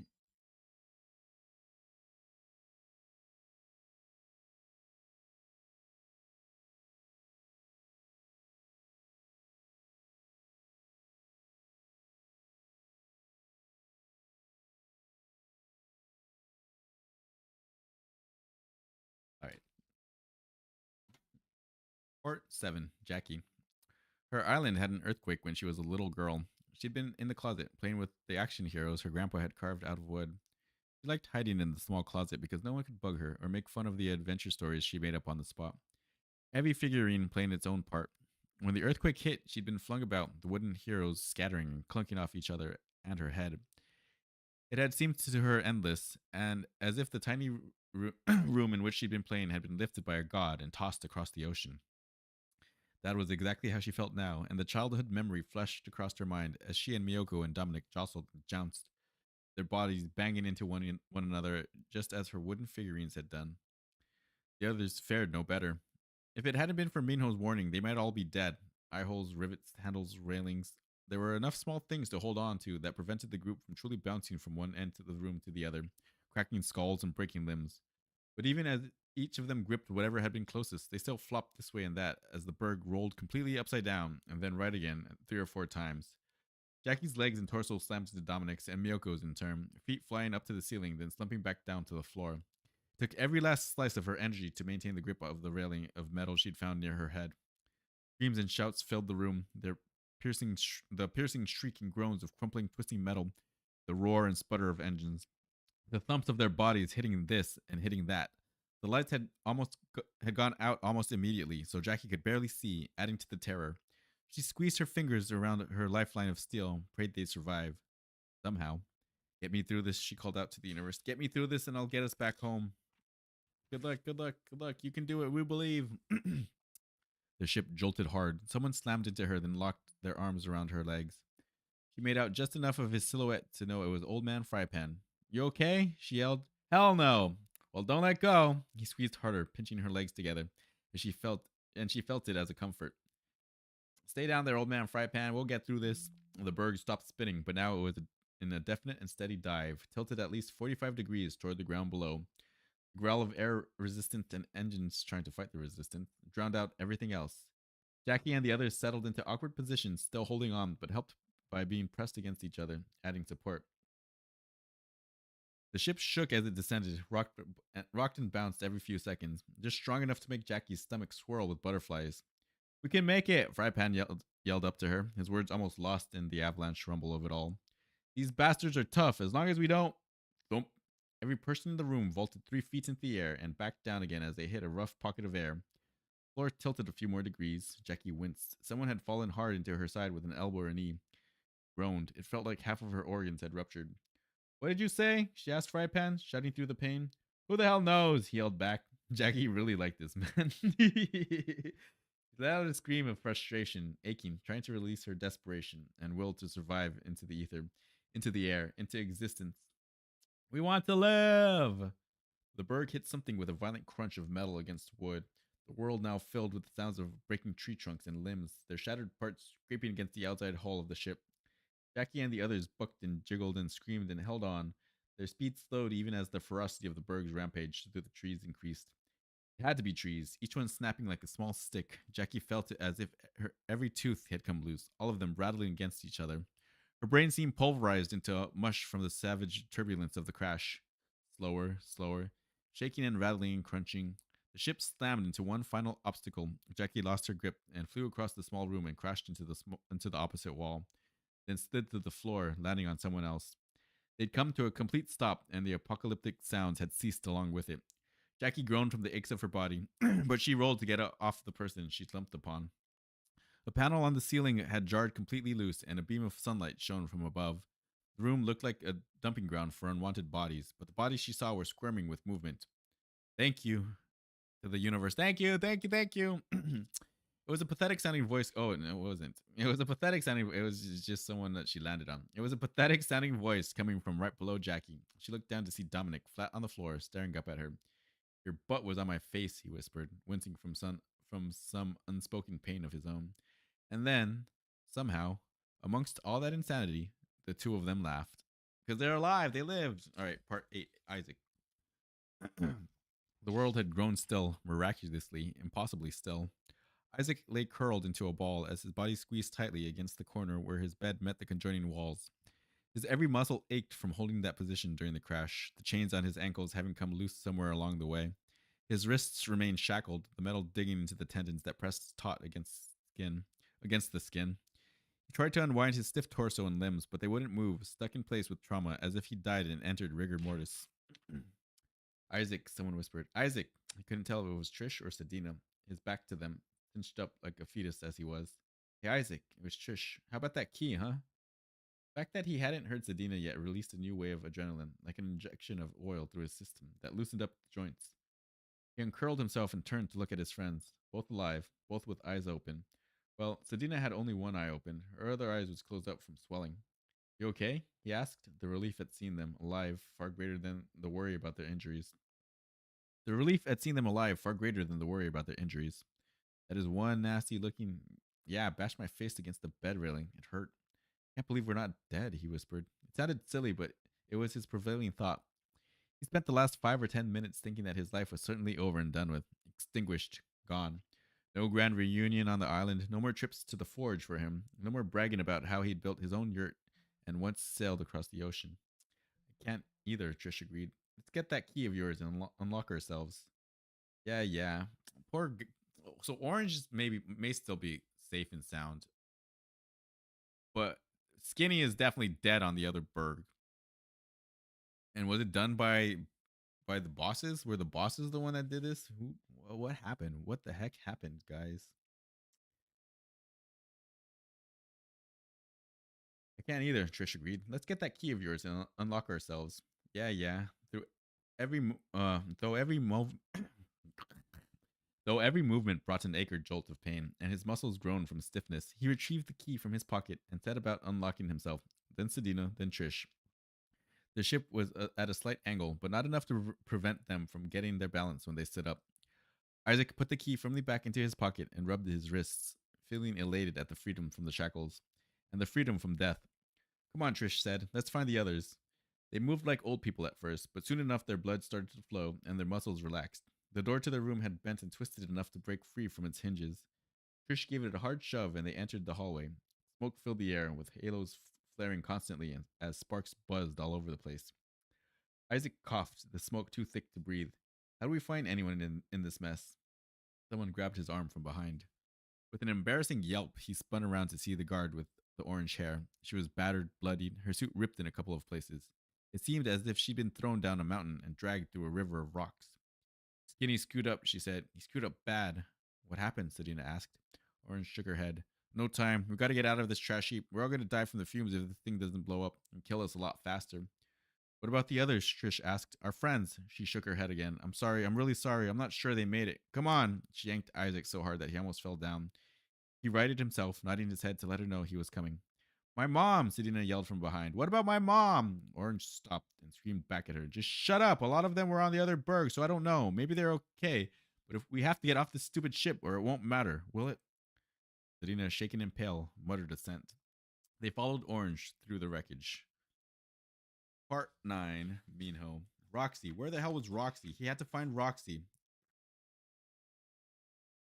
Because Orange would have had Roxy with her, right? Unless they're headed to Roxy. Maybe they're going to go and rescue the rest of them, possibly. Seems Orange would be closer to the more important guests slash prisoners. Roxy, where was Roxy? He had to find Roxy. He looked through the gashed wound in the hull.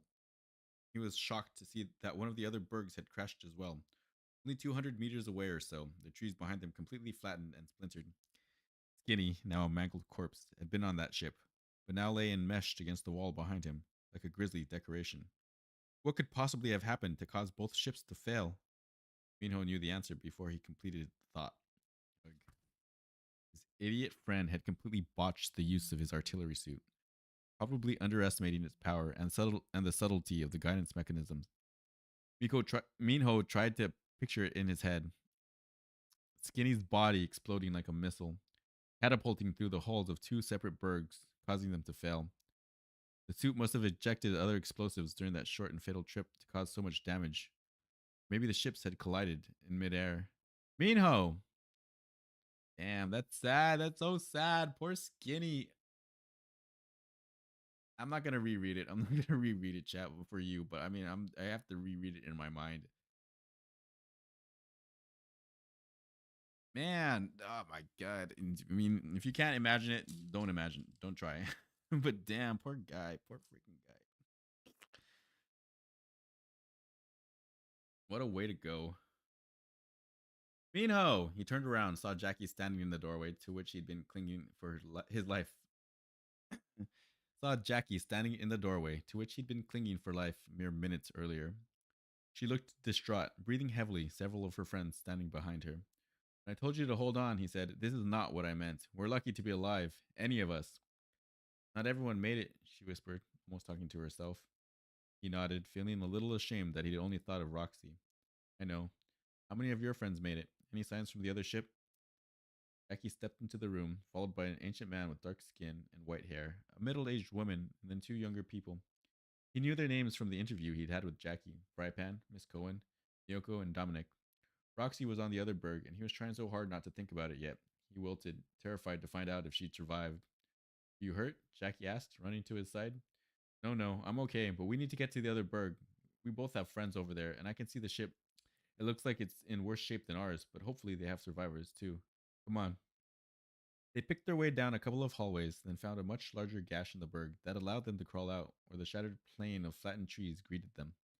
The smell of smoke and burnt fuel hung heavy in the air. Mino had barely stepped from the wreckage when he saw a man buried beneath a large chunk of the berg that had fallen off. It was the grief bearer, a mask covering his face. Maybe it was Boris. His chest didn't move at all, and there was blood in all kinds of bad places. Dead then. Minho felt no pity. Then, for the second time since the crash, someone yelled his name, Minho! He looked up, and coming toward him, carefully stepping over a stack of logs, was Roxy, somehow smiling despite ripped clothes, several cuts, and dirt covering her every inch.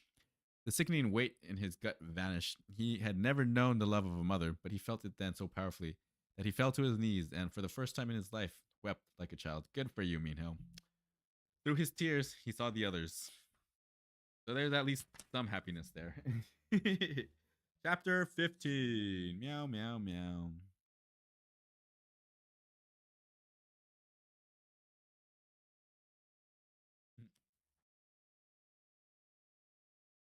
Very close to the end now, chat. We are very close to the end.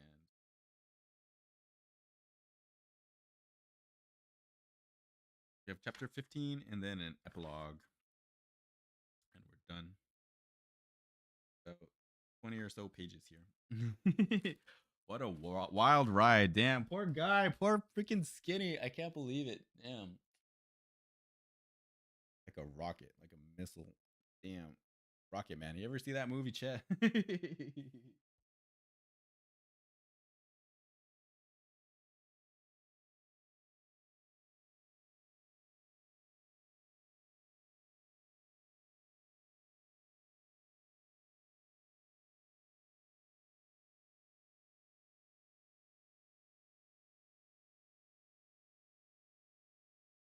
There's one.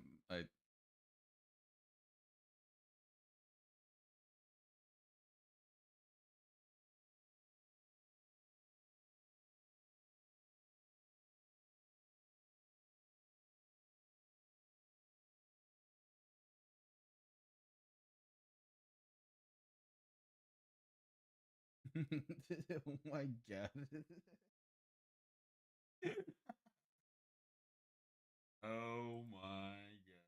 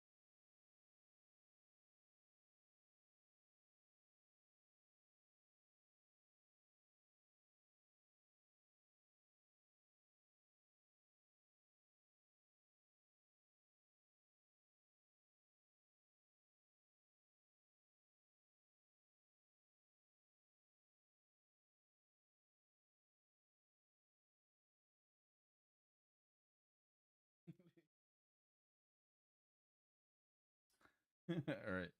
Here you go, chat. Oh my god. What up? All right, I'm done watching that trailer.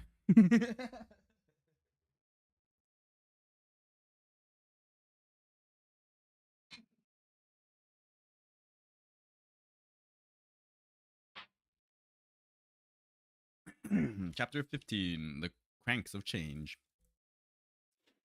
Part 1, Isaac. Wait. Isaac stopped at Orange's command. They stood a few feet from a large crack in the berg, light spilling into the ship, casting its interior with a gloomy malaise. Orange was peeking around the edge, looking outside, her right hand held up to stop them from coming any closer. She finally turned back to them and pressed against the wall, her eyes wide with concern. Wrong? Sedina asked. There's. For the first time, the guard in the intimidating artillery suit looked like a scared little girl. Cranks. Cranks are out there, right behind that lady named Roxy. They're all slowly making their way over the broken trees to the other berg. Although she gave them the details patiently, her words had a shaky, shrill ring to them. The ship must have been carrying them. No one told me that. No one told me that. I didn't even know we had those things. She was losing it, definitely losing it. They have to stop them. They have to save Roxy. Trish grabbed her by the shoulders. Calm down. You know better what to do than any of us. Selena walked past them and took a look for herself. Isaac felt like his feet had been stapled to the warped floor of the hallway. Selena stepped back and faced them, her poor black eye even puffier than before. They're all chained together, just like at the bridge, probably 50 or 60 of them. Half are walking, climbing, stumbling. The other half are being dragged along. Oh my god. That's gotta be a sight to see. And Roxy's out there? Isaac asked them. Yeah, but she's got a good lead on them. I don't even know if she's noticed them yet, but she's going as fast as she can. Isaac turned his attention to Orange, who had her eyes closed, taking deep breaths. Okay, guys, I'm sorry, she said. I just had myself a little panic attack, is all. We can do this. We have to hope people survived over there, and we need to get to them. They might be hurt, or there might be cranks in their ship, too. Although it has a grief walker, so I don't think it had the room. All right, Selena said. Let's do it. My mom's over there, right? She somehow she managed to keep her own voice under control, despite the terrifying possibility that her mom was dead, or worse. We obviously have the advantage, Isaac added. If they're all chained together and stumbling over each other, then let's run around them. He had a hard time believing he was standing there speaking those words, living in this world. It was like he floated above them, watching strangers. Then let's go. Orange patted some of the stuffed packets of her soup. They better not mess with us. She darted out of the ship, and once again, Isaac and his friends followed. Part 2, Jackie. They're back, Old Man Frypan said. Those bastards are back, straight out of my younger days. Jackie was standing with him, arm in arm, supporting his weight. The crash, not to mention the last few weeks of his life, had taken a heavy toll on the man. The scene before them, as they stood right on the threshold of the ripped opening of the berg, was a nightmare in the making. Roxy, Minho's mom, grandma, whoever she was, had almost made it across the gap between ships. Minho had run to greet her, half carrying her as they stumbled their way across the remaining clatter of the falling trees. But behind them was the nightmare. Cranks, the same ones at the bridge by the looks of it, chained together like slaves of ancient Rome, walking, straggling, dragging their way closer. Cranks. How often had she been told stories late at night about these mythical monsters of old? The only thing stalling her fear was how they slowly approached, hampered by the chains, having to move as one entity. Right? This is their first encounter with a crank, and they're looking at ones that are nerfed.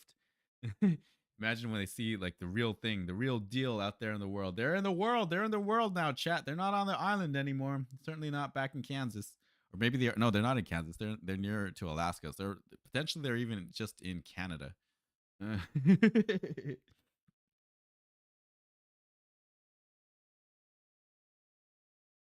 Minho and Roxy made it back. Miss Cohen was on the woman immediately, asking about her daughter as Miyoko and Dominic stood right behind her, demanding answers. Where was Sedina? Where was Trish? Where was Isaac? I don't know. I'm sorry, Roxy answered. They were on my ship, but I didn't see them after the crash. I'm so sorry. I had to run from. Looked back over her shoulder, trembling even as Minho still held her in his clutches. From them. We have to get over there now, Miss Cohen yelled. Her composure cracked. Wait a second, Jackie said. An idea had come to her from nowhere, but she acted on it. After making sure Frypan was okay, she scanned the crashed berg and saw a path to the top. More speed and agility than she would have guessed she possessed, she scrambled up the side of the vessel, finding plenty of hand and footholds to help along the way. When she got to the top, 20 or 30 meters above the wrecked forest floor, she steadied herself and examined the view. I see them, she yelled down to the others. 4 of them. The group of cranks stretched out in a haggard line, maybe 50 meters long, the chains slowing them considerably. Much quicker were the 4 people leaping between the tree trunks, skipping over them like rocks on a pond, skirting the long line of cranks. Isaac, Sedina, Trish, someone with orange hair. They're okay, Jackie yelled. Going around. She pointed at the creepy mob, barely resembling humans. But then she caught another sight. 7 or 8 people were approaching the line of cranks from the opposite side of where Isaac and the others had appeared. They'd come out of an open hatch in the other berg. Jackie had never seen the new arrivals before, and they had looked incredibly strange despite the distance. Her eyesight had always been good, and now it gave her a very ill feeling. Some of the Remnant Nation survivors, too, then, potentially, right? They were strong, tall, dressed in similar war haphazard clothing of the cranks in the field of trees, except for a major difference. No tatters, no rips, no grime, no blood. They walked steadily and soberly, almost mechanical in their carefully laid steps. Heads shaved, faces devoid of expression, Their gazes set on the struggling line of cranks. The strangers each held something in their hands, although it was impossible to discern from where Jackie stood exactly what. She was at a little bit of a loss for words, mesmerized by these new arrivals. What's going on? Miss Cohen yelled from the floor, from below. Interesting. So yeah, they came out of the but they're dressed like cranks. Were strong, tall, dressed in the similar worn, haphazard clothing of the cranks. Oh, so yeah, they are the remnant nation. That's right. These must be the grief bearers, right? Yeah, yeah, yeah. What's going on? Miss Cohen yelled from before him. Jackie swung her attention to the left, where Sedina, Isaac, Trish, and the fourth person were making excellent progress. They had already cleared a wide berth around the outermost edge of the cranks. She pointed. There, see them? Miss Cohen did. Others too. Several ran in that direction to help, to hug, to reunite. Jackie took a breath, was relieved, and surprised to feel how cleanly and fully the air filled her lungs. Her heart had slowed. The pressure on her chest had eased. They could outrun these cranks and the more stable newcomers. They had a chance now, especially bright compared to what she had felt when first captured by that awful machine. The machine that now lay curled up and silent within the ship she stood upon. Maybe they could use the machine to get out of there, right? The reef claw.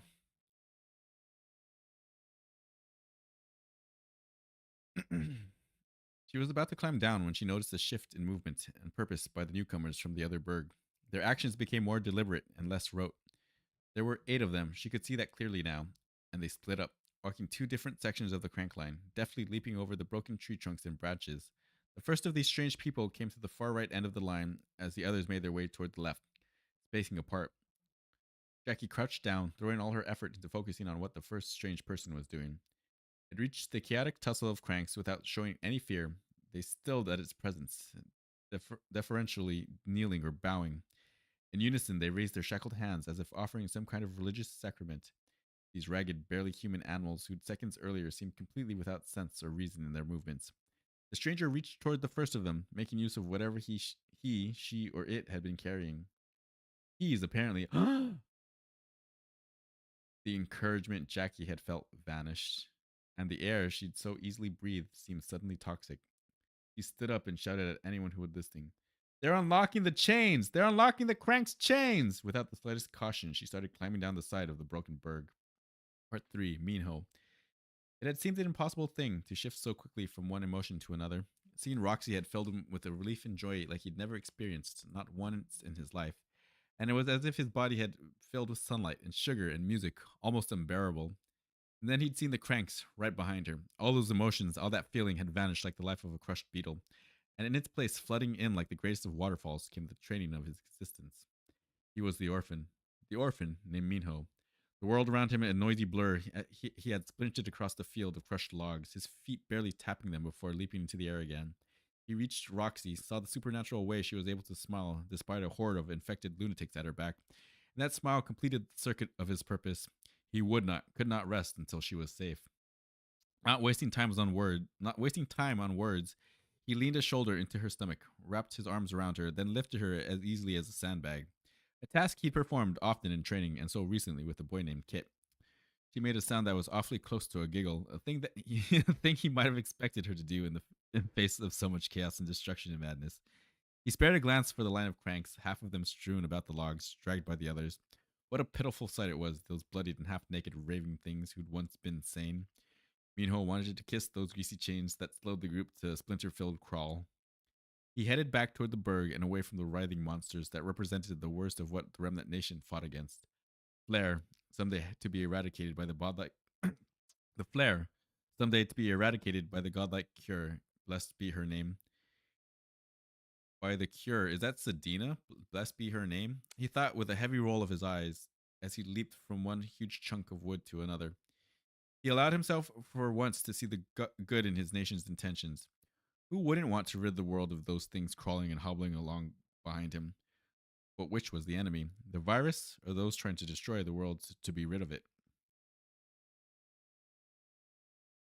Did it even matter? He'd chosen his path, and there was no going back. Here, let me help. The one known as Frypan helped him gently lower Roxy to the ground once he'd made it back to the berg. She seemed well enough and gave Minho the biggest hug ever known to humankind. He returned it, but quickly pulled away. We need to get inside, he said to Roxy and the old man. We can barricade ourselves inside the grief walker for now. It probably doesn't work well, if at all, but I know it's intact. Frypan nodded, leaning on Roxy for support. Best plan I've heard all day. Those cranks are getting too close for my liking, and I'm done running. My legs feel like rotten carrots. Minho noticed Jackie climbing down the side of the berg. She jumped the last several feet, stumbled, then ran straight to him. They're unlocking them, she panted. The people out there, unlocking the cranks. Before he had time to process this, several other survivors suddenly appeared all at once, as if they'd just returned from a panic. He didn't know them all by name, but Jackie had told him enough details to see these were her friends, a few of them from the other crashed berg. And then he saw Orange, looking battered but whole. She gave him a sad smile and a stiff nod, showing that she already knew about Skinny. The boy never had a chance of surviving, whatever malfunction or miscalculation that had catapulted him through the walls of two different bergs. We need to go, Jackie said, breaking up the brief moment of reflection. Half the cranks have already been let loose. They're coming. The calmness of her voice was something Minho knew he'd never forget. 11 people stood there, each with a strange expression that somehow mixed relief with sheer terror, and they were all staring at him. Frypan, exuding the natural wisdom and presence of his grand old age, put a hand on Minho's shoulder and turned to the others. This young fella has a plan. Part 4. Isaac. We can trust him, Miss Cohen whispered to Sedina and the others standing next to her. Jackie does, and he gave us a warning before the ship crashed. Orange must have overheard this because she stepped up and agreed. I trust this handsome sack of muscle with my life. Do what he says. Isaac didn't know the first or last thing about this Minho guy, but he hoped he'd lived up to the legend of his name. He was about the same age as Isaac, maybe a little older, and definitely bigger and stronger. Adding credence to what Orange had said, he wore the same bulky suit of weaponry as she. They were obviously friends, and on their side in all this, as much as Isaac could discern from the side. Follow me, Minho said. He ran to a spot on the crashed ship where a large gash had split it open, and one by one the group disappeared into the darkness of the interior. Sparks still popped from one section of the gash a few meters above the ground. This berg was different from the one in which Isaac, Trish, and Sedina had flown. This one was at least twice as big, with a globular structure jutting from its middle, obviously a storage tank for the monstrous machine with spiked wheels that had dropped on them at the bridge. Okay, so the one that I was looking at was more like a transport one, possibly. Maybe there's even different types of bergs entirely than the ones that I was looking at, because there's just like one or two, I think, from what it was the fandom wiki chat. It was not even like the most reliable of all sources, but it was pictures from the movie. So they only showed like smaller, like more um mobile ones. Yeah, they do have transport ones, bigger transport ones, larger, bulkier transports. Twice as big with a globular structure jutting from its middle. Obviously, the storage tank for the monstrous machine with spiked wheels that had dropped on them at the bridge. Isaac had no idea how or why some of them had ended up in the smaller ship on the other side of the oncoming cranks. It had all been a blur, flashes of terror. Isaac was in the back of the line, Dominic right in front of him. Miss Cohen entered the berg ahead, right after Trish and Sedina nursing her wounded eye. Dominic placed a hand on the metal of the hull and looked back over his shoulder. Isaac looked as well. Most of the cranks had been freed from their shackles, and although they still had major difficulties maneuvering over the dozens of flattened trees, they were getting close, maybe 30 meters away now. Sure hope this guy knows what he's doing, Dominic said. These people look hungry, and I think they might like the taste of islanders. We don't have much choice, do we? We don't have much choice, do we? Isaac muttered. Dominic slipped through the gap. Then Isaac.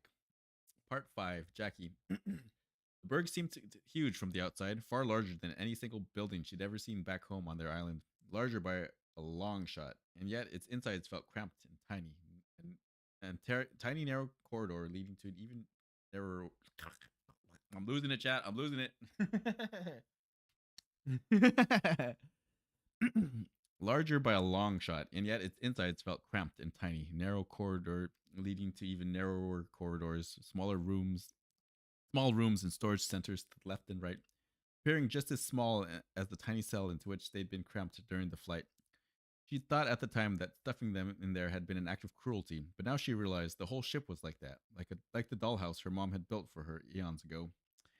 She and the rest of them picked their way along, around corners and around more corners. The ship was dark, lit only by a few sparks here and there, and glowing red emergency lights, half of which were broken. Old Man Frypan was directly in front of her, a little bit of a spring back in his step. Miyoko was behind her, patting her on the shoulder every once in a while for comfort. She knows, Jackie thought. She knows what I'm feeling. Carson and Lacey were dead. Dead. Jackie didn't know who'd confirmed it, but Miss Cohen had told her outside that they'd been lost. Wilhelm and Alvarez, too. Chaos, the cranks, the danger. All of it allowed no time to mourn their friends, and certainly nobody wanted to talk about it. But the pain ached in Jackie's chest, ached so badly she found it hard to breathe. Carson, Lacey, dead. Her mom once told her that the oldest cliche in the book was that you had to take life one step at a time. Her mom also said that no cliche had ever spoken more truth. Jackie took another step. It's here, Minho yelled from up ahead, his voice bouncing along the small hallway in echoes. And it's intact. Jackie had no idea what he was talking about, but he seemed pleased enough. Took another step. One day at a time. Tomorrow's another day. We have to live this life for those who can't, right?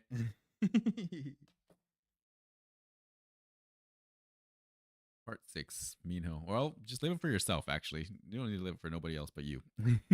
Sorry. We gotta fix that. Yeah, there. That's the true way. Part 6, Minho.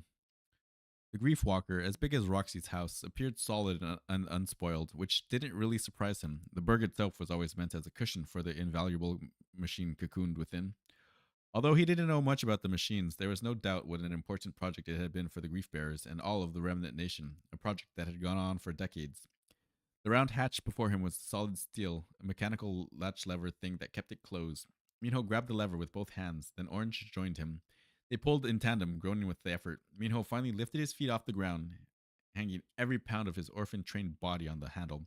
It gave with a squeak, gave a little more with a squeal, then collapsed downward, and the hatch popped open. It happened so suddenly that he let go and sprawled across the floor. Instead of helping him up, Orange darted through the hole and into the Grief Walker. Roxy was on him instantly, threading her arms beneath his armpits, hampering more than helping as he got back to his feet. Thanks, he whispered. It's kind of cool having a mom. They followed Orange into the machine, their other friends crowding up behind them. Orange had stopped at the railing of the walkway that circled the entire circumference of the walker. Control center was recessed into the rounded bottom of the vessel, with dozens of windows to view the ground below while it was in motion. Minho stepped forward beside Orange and saw why she had stopped. A grief bearer and an acolyte were seated at the controls, having just begun the maneuvers to start up the machine. Two orphans he didn't know, dressed in the rough vines and cloth of wilderness wandering, stood nearby. Two orphans he didn't know, dressed in the rough vines and cloth of a wilderness wandering, stood nearby, both of them holding the rifles that Minho knew all too well.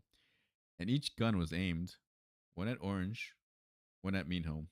Damn it, he thought. He'd really hoped they'd all died in the crash. Right? Miscalculation here. Part 7, Isaac. He and several of the others were crammed together in a small opening outside the hatch of the Grief Walker, the hatch small enough that they could only enter one at a time. About half of them were inside, and Miss Cohen was leaning through the hole when she abruptly pulled back and turned around. People are in there, she said in a biting whisper. Although that much was obvious, Isaac knew what she meant. The people. The ones who flew the ships, the ones who'd taken them into the sky. She faced the hatch again, gave a worried look back at them, then entered the large machine anyway. Christian Sedina did too, then Miyoko. Dominic stood in front of the hatch. Jackie was right next to him, peeking over his shoulder. Turned and spoke to Isaac.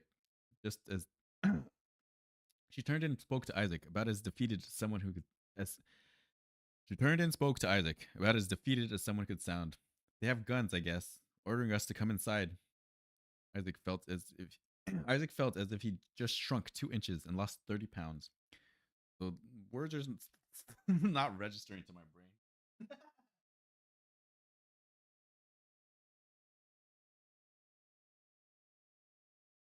Shutting off. Maybe it's shutting off, chat.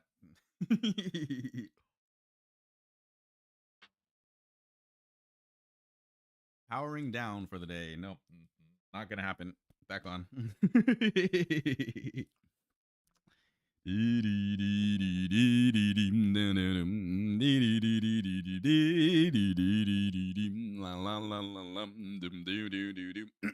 Okay.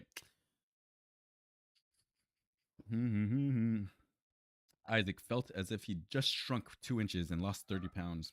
Dominic climbed through the hatch, then Jackie moved to follow, out of the frying pan and into Noise rattled behind Isaac. He was just beginning to twist around when a hand slammed atop his shoulder. Then another hand stuffed a wadded rag of cloth into his mouth. Another kidnapping! Footsteps pounded up the small hallway. Something pushed him to the side. A figure ran past him. That person attacked Jackie, threw her to the floor, and stuffed her mouth with cloth as well, then grabbed her by the ankles. Isaac was barely registering this when he was yanked backward, lifted off his feet, and pulled away from the hatch. Then he was being dragged down the hall, fear like an expanding balloon in his throat, watching helplessly as Jackie met the same fate. Part 8. Minho. Is this the Godhead? Is the Godhead getting in on all this? I don't know. There was last we knew it was the bunch of freaking cranks that were on their tail, plus more of the grief bearers. So who are these people? Are they? They? I don't think they're the cranks. I don't think the cranks made it there just yet. This has to be the Godhead, right? I think the Godhead has made their appearance. Part 8. Minho. He heard whispers from behind, but he could only focus on one problem at a time. Two orphans, rifles raised, their barrels aimed at Orange and him. Priestess of the cure, working switches and controls as if she hadn't noticed them enter.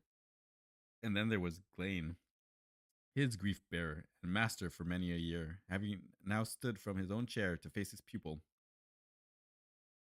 The one in whom he'd been so proud. Minho had not known until that very moment that the man had accompanied the others on this trip. Orphan, Glaine said, it looks as if you strayed from the wilderness.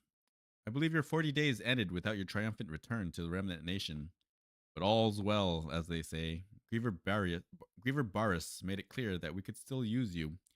He gave you the pragmatist speech, I believe. True? I didn't know you came with him, Minho said. I did. He said nothing else, letting the absurdity of his response linger in the stale air. I'm glad.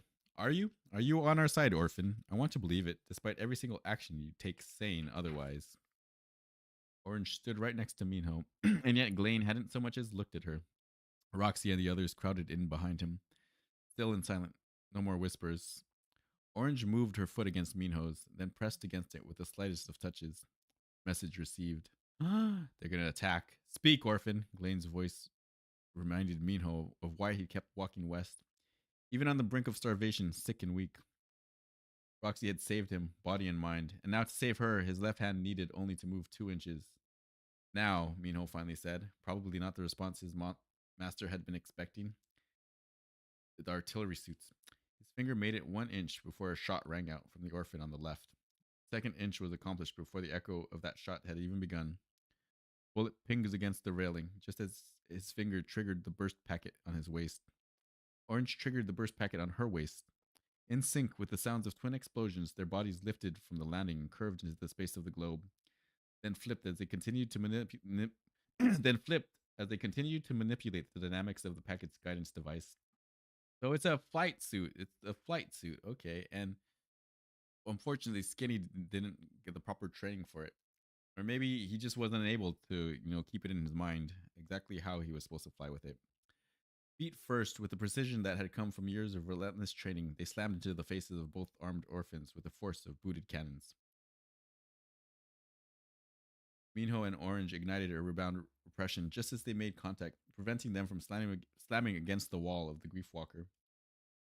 Minho fell to his back, the breath knocked from his chest as he struggled to recover, struggled to get breath into his shocked lungs. The priestess leaped from her command chair and came at him, a long curved blade having appeared in her hand. Weak from the effort just expended, he raised an arm, a useless attempt to block her as she dove, weapon first. But then a long object swung in from the left of his vision, slamming directly into the face of the priestess. The woman screamed, blood spurted, she dropped the knife, collapsed, and went still. Minho, finally pulling in a pathetic attempt at a breath, looked up, tried to see what had happened. Roxy stood there, brandishing the rifle dropped by the orphan, whose face Minho had ruined with the flying missile of his feet. The butt of the rifle, a little blood dripping from its tip, was actually dented from Roxy's assault on the priestess. Minho didn't have enough air to utter a single word, but their eyes met with all the power of a lightning strike. No one hurts my son, she said. An orphan no more. Part 9. Jackie. Good old Roxy. Good job, Roxy. Roxy's great. Part 9. Jackie. Her head thumped twice against the floor as the bald-headed freak dragged her down the hallway and around a corner. Then he dropped her next to Isaac, who lay on his back with the look of the purest terror gripping his features. In the devil glow of the red emergency lights, Jackie stared at the people who'd pulled them like sacks of garbage away from their friends. They were two of the mysterious strangers she'd spotted from the top of the berg. So what? But they came from the other berg, wasn't it? The ones who'd unlocked the chains of the crank horde, standing over her and Isaac. But this is Godhead. Well, that's why they would offer reverence to those other cranks, because these cranks are their gods. But from I thought I had read that they emerged from the other berg.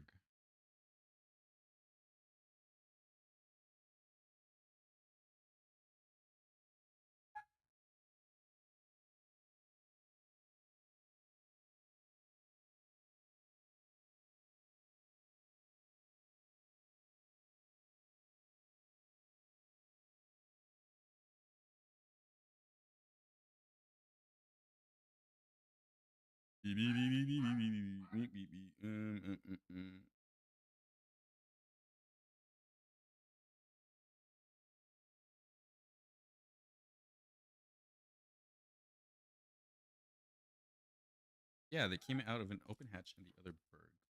They were hiding there the whole time. Okay. All right. Well, we can't. We were not gonna find out until we read on.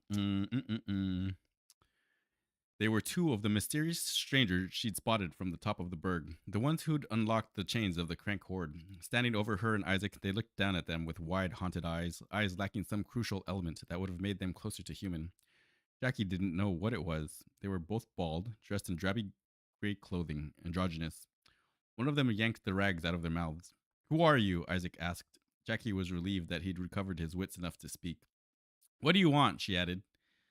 The one on the left spoke, revealing teeth that had rotted considerably. Its voice was surprisingly normal, neither deep nor high, not even that creepy.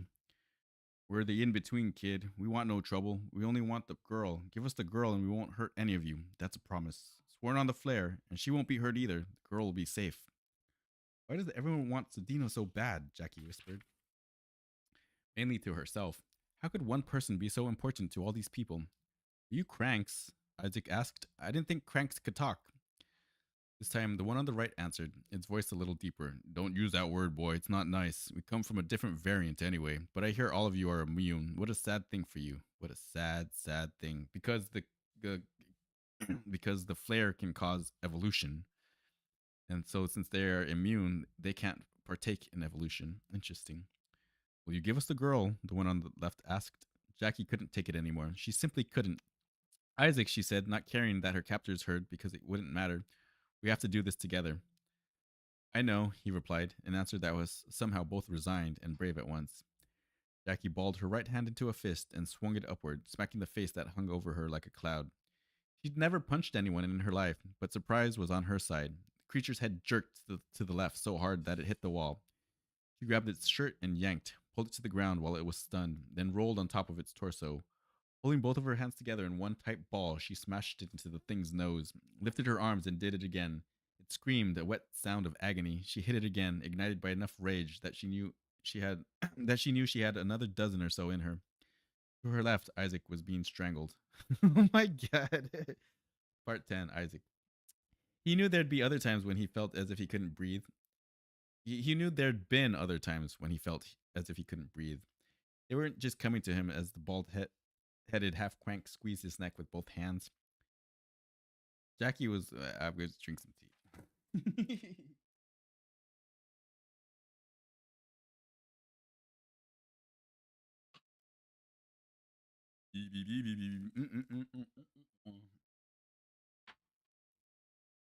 Refreshing. He knew there'd been other times when he felt as if he couldn't breathe. They just weren't coming to him as the bald headed half crank squeezed his neck with both hands. Jackie was winning her battle, beating the ever living hell out of the one she'd chosen to attack, all of which Isaac could see rather well since his eyes were half bulged from their sockets. He beat at his attacker's arms, beat at its chest, kicked with his legs, tried to squirm his body left and then right. None of it was working. He failed, feeling for anything, any object nearby that might help. The life was squeezing out of him, leaking out, and the ugly expression of the one doing it, that face just a small distance away from his own, made Isaac desperate not to let it happen. Pocket. He remembered his pocket. He reached for it, brushed across its fabric, felt the hard, solid length of what nestled inside. Choking, dying, making no sound because there was no air to do it. He fumbled with his fingers, reached into the front pocket of his pants, found the object, gripped it tightly in his hand. It was the key, the big metal key, the one Orange had given him to unlock their shackles. His vision was muddled, full of sparkling diamonds of light that obscured everything in sight. He could only make out the bare outline of his attacker's head. The pain in Isaac's throat was a great and sharp and terrible thing. His lungs begged for air. His eyes were on the verge of absolute detonation from the pressure. Somehow, he found the strength. He reared his arm to the right, then swung it with every last speck of his remaining power toward the creature's neck. The key, as solid as any key ever made at the forge by Captain Sparks, found the perfect spot, sliding into the soft tissue and releasing a beautiful fountain of blood. The half crank let go of Isaac's neck and clutched its own. But it was over for the pitiful creature. Even as Isaac sucked in the most glorious breaths of his life, the attacker toppled to the side and bled out. Isaac rolled over, looked at Jackie, straddling the one she'd fought. Her fists were bloodied and her face glistened with sweat. I can't believe we just did that, she said through several gasps. I can't. Isaac heard all kinds of noises now, creaking, moaning, footsteps, screams, incoherent babbling, cranks. The familiar word flashed inside his mind. He was weak, his adrenaline spent, but he saw shadows moving down the hallway, human shaped shadows that were growing in size, along with an increase in volume of their terrible sounds. Come on, Jackie said, come on. Helping each other, leaning on each other, holding on for dear life to each other. They stood up, shuffled their way back in the direction from which they'd been dragged down the hall. They found the hatch. It was open, and Dominic was just stepping out of it. Oh, there you guys are. Hurry up, would you? They entered the belly of the beast and shut the heavy door. Having no idea what those two just went through. Freaking Dominic. Good old Dominic.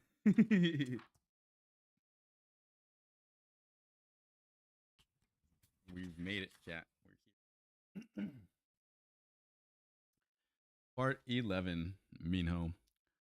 Franks swarmed outside the Grief Walker, especially energetic after being freed from their shackles. Minho heard them banging on the hull. He saw them through the viewports of the bottom of the rounded control center. Scratches of fingernails against metal sounded from above. All of it was enough to encourage Griever Glane to assist Minho in getting the giant machine up and running. Of course, the man didn't have much choice now that Roxy and Miyoko possessed the discarded rifles. But Glane actually knew very little. The real expert, the priestess, was on the floor, knocked out cold from Roxy's devastating blow. Jackie and Isaac had just appeared, looking like cranks themselves. Sweaty, dirty, bloody, traumatized. Evidently, they'd been dragged away, forced to fight their way out of it. Minho was ashamed to admit that he didn't even know they'd been missing. Other matters had taken precedence. Initially, his hope had been to barricade themselves, utilize the food supplies, maybe get enough power to use whatever weapons were available. But the Grief Walker was intact, and the Grief Walker was functional. Based on the scattered knowledge he had of machines, they could very well break through the wreckage of the Berg and escape the invading cranks. As he frantically worked with the petulant Glane to figure things out, Jackie came up to him.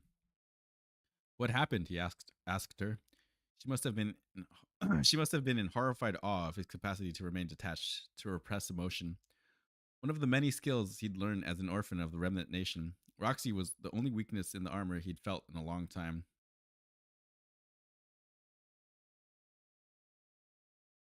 He's a mean, lean fighting machine, chat. They trained him well. He has very good flair discipline. Wait, is it flair discipline? Would it be flair discipline? No, that's the other guys. Flair discipline is Godhead.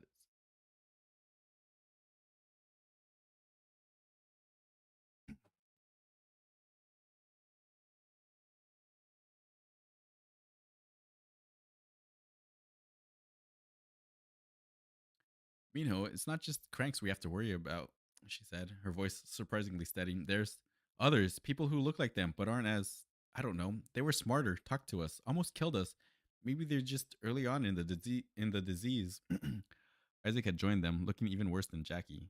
They said something about being in between. They were just as creepy as those guys. He pointed down at the closest viewport, where a crank was bashing its head against the glass. Thump, thump, thump. Small crack had actually formed. Did you kill them? Minho asked. It took a moment for Jackie to answer. Yes, Minho, we killed them. Good. Engines hummed and growled. That's his remnant orphan nation training. Good. Gotta take out all the enemies. Can't let anyone survive. Engines hummed and growled, gears cranked and scraped, grinding echoes of machine parts rubbed against other machine parts, made the entire vessel tremble and rumble. Controls were mechanical and straightforward, even labeled in most cases. Minho, Jackie shouted. He jerked his attention away for a moment and looked at her. She was pissed at him for no reason he could think of. What? You look like you're having a grand old time with this thing, but I'm telling you, there was something strange about those people who tried to drag us away. He nodded, wishing she'd leave him alone. The flare has a lot of variants, Jackie. I don't know as much as you think I do. We all have a lot to learn. We will. But for now, we have to crunch our way out of this berg and get the hell out of here. You really think we can do it? Isaac asked. In time? The sounds of dozens of cranks, and worse, the sight of them at the viewports, trying to get inside the machine, obviously had him and everyone else on edge. Yep, Minho replied. It has to. There ain't nothing to it but to do it, chat. He turned back to the controls, certain he had figured it out. He smiled, thinking of how much Roxy had loved driving her truck, how terrible of a driver she was, and how she had refused to let him take a turn. This would be the ultimate revenge. He met her light-filled eyes and wondered if she was thinking the same silly thing. Everyone grab onto something, he yelled. They moved with a hard jolt, then another. There were crunches and creaks and groans and the screams of engines, the crumpling of metal.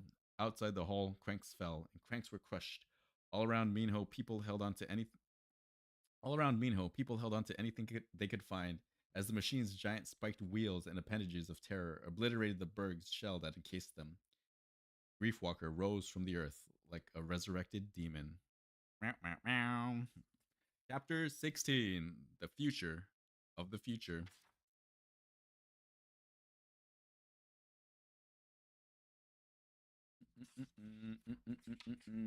Here we are at the end. Chapter 16: The Future of the Future. Isaac. This is one part. Only Isaac in this one. Safe. As much as anyone could be in such a scary part of the world. Somewhere between Canada and Alaska. Maybe in Canada, maybe in Alaska. We're not sure exactly where they went down. Isaac and his friends were safe. For now, anyway. And that was a much better situation than they'd had in a long time. After escaping the scene of the berg crashes, the Griefwalker had spiked and rolled and steamed its way through forests, across a river, over giant boulders, and all manner of terrain, finally settling down in a remote area nestled between two wooded mountains. They had food stores, a stream of fresh water nearby, weapons to hunt if needed, and most importantly, Mino had no qualms threatening the man named Ghislaine and the odd headachy priestess, telling them that if the other bergs showed up, they'd be shot. That was how the thing called a transmitter had been discovered and promptly disabled. Nice. The sun had set. That's right, because there are only two of them. These were the two transport ones, and then there were a bunch of other bergs that were on their way up to probably the Godhead complex. Oh, the maze. That's right. That's where the Godhead are. At the maze, at the original maze up in Alaska. So how many more of those? There were 8 of them. I think there were 8 total. So now there's 6. There's 6 unaccounted for or something like that, maybe. Maybe I'm making up the number 8. I'm not entirely sure at this point.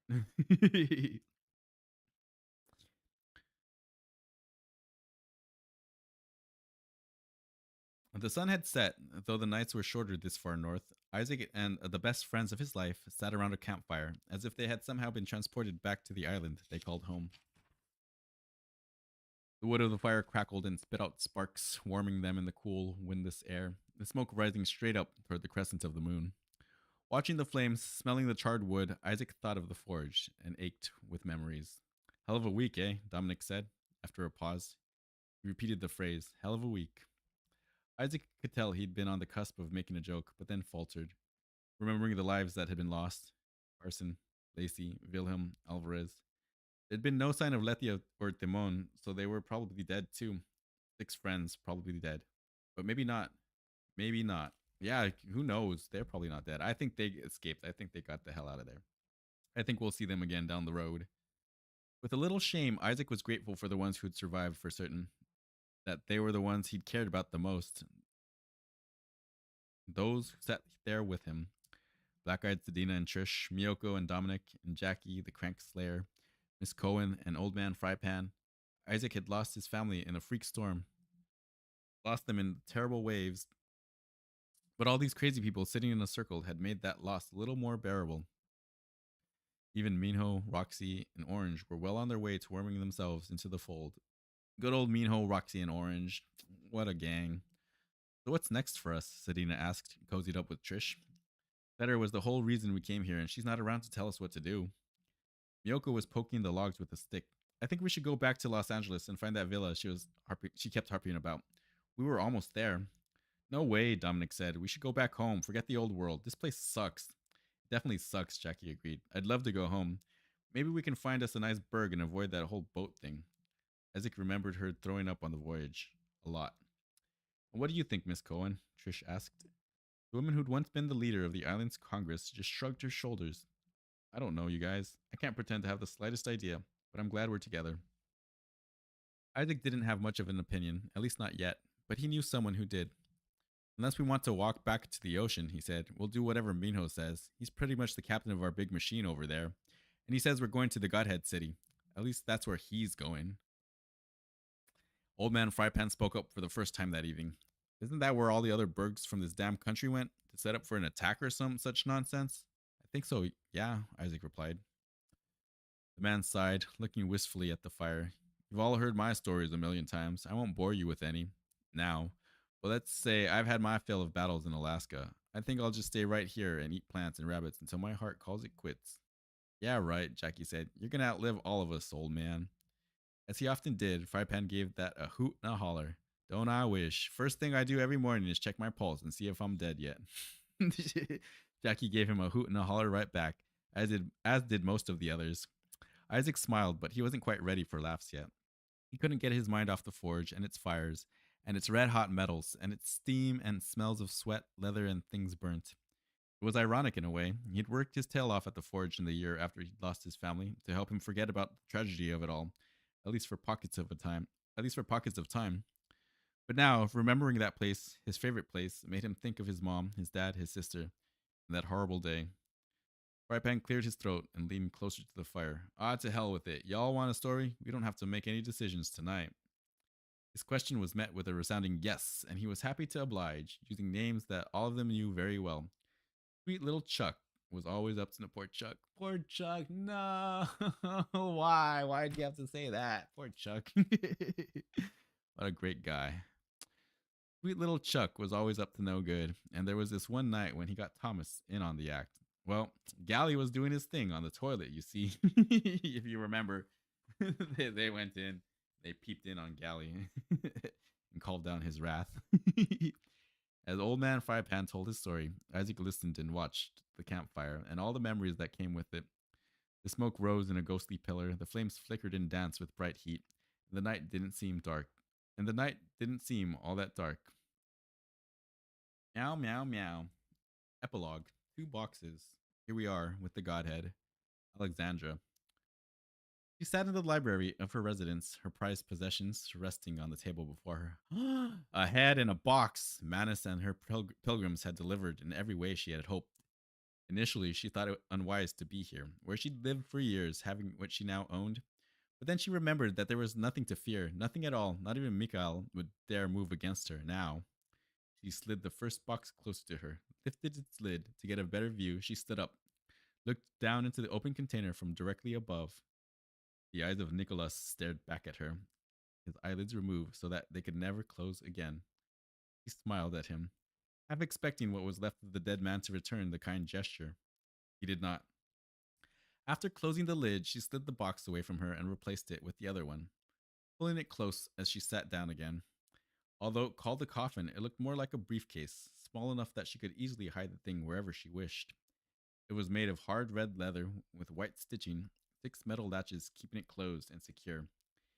Each latch had a mechanical dial of numbers with its own code, 6 codes in all. Only 3 people in the world knew these codes. Well, 2 did now. With an emotion approaching the hysteria she'd seen in her pilgrims when she'd taken them to the maze ruins, He meticulously, almost reverently, turned the dials one by one until all the codes were set. Then she flipped the latches open, relishing the 6 successive clicks of metal on leather. He lifted the lid with care, settling it as far back as it could go down on its hinges. Most of the interior was taken up by a gray, spongy substance, its purpose to cushion the precious, priceless contents. 5 small, round holes that had been evenly spaced in the protective material were 5 metallic vials sealed with a technology that Alexandra didn't yet understand had been placed. 5 vials that could evolve the evolution itself, could change the world forever, as trite as that sounded. She pulled one of the vials, about the length of her hand, from its slot and examined its smooth, unbroken surface, perfectly rounded on both ends. There were no seams, no cracks, no labels, only shiny, unblemished silvery metal.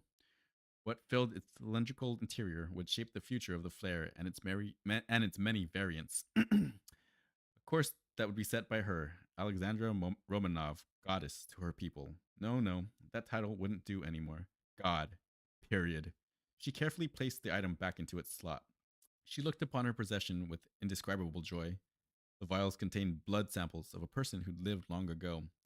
A name that was known in every corner of the surviving world, spoken often in the 7 decades since his tragic death. A name that conjured dread in some, hope in most. For Alexandra, it conjured some total of her every reason to exist. For she knew a secret that most did not. The boy known as Newt had not been immune to the flare. No, he hadn't been immune in the slightest, unlike most of his friends in the maze. But he was the cure.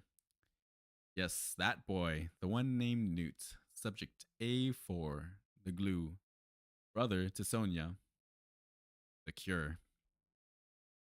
The end of book 1. We did it, chat. We made it. Success. Good job.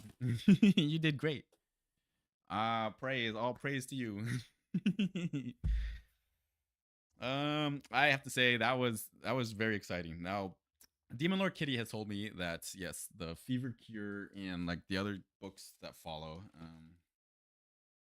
were not as good as the original Maze Runner. Scorch Trials and Death Cure were not as good as the original Maze Runner. But I think this one had a lot of like what the first book had, a lot of mystery, a lot of action and excitement. More excitement than actually the original Maze Runner because they were actually doing battles and stuff. The Grievers were the worst of it, in the Maze Runner. And like I said, that was so interesting seeing how they portrayed them in the movie because in the book they seem to be slow moving things that like were a threat, but only if you let them be a threat. If you ran away, you probably get away. But in the movie, they were fast. They were so freaking fast, man. Seemed like an entirely different creature. But yeah, man. I did enjoy reading that. A lot of cool characters. A lot of throwaway characters too. I don't think those people were supposed to survive ever. Alvarez and Wilhelm. A lot of mysteries. A lot of things that we should know about, but we didn't because we skipped ahead to this one. Which means we have to go back. We have to go back to the Fever Cure and everything else. But let's start taking a look over here. This is our next one. The Godhead Complex. Second book in a new I can't read it. Library has their state. Sorry, I'm so sorry. Praise for James Dashner and the Maze Runner series. So let's just go ahead. We'll read the covers and then we'll call it a stream.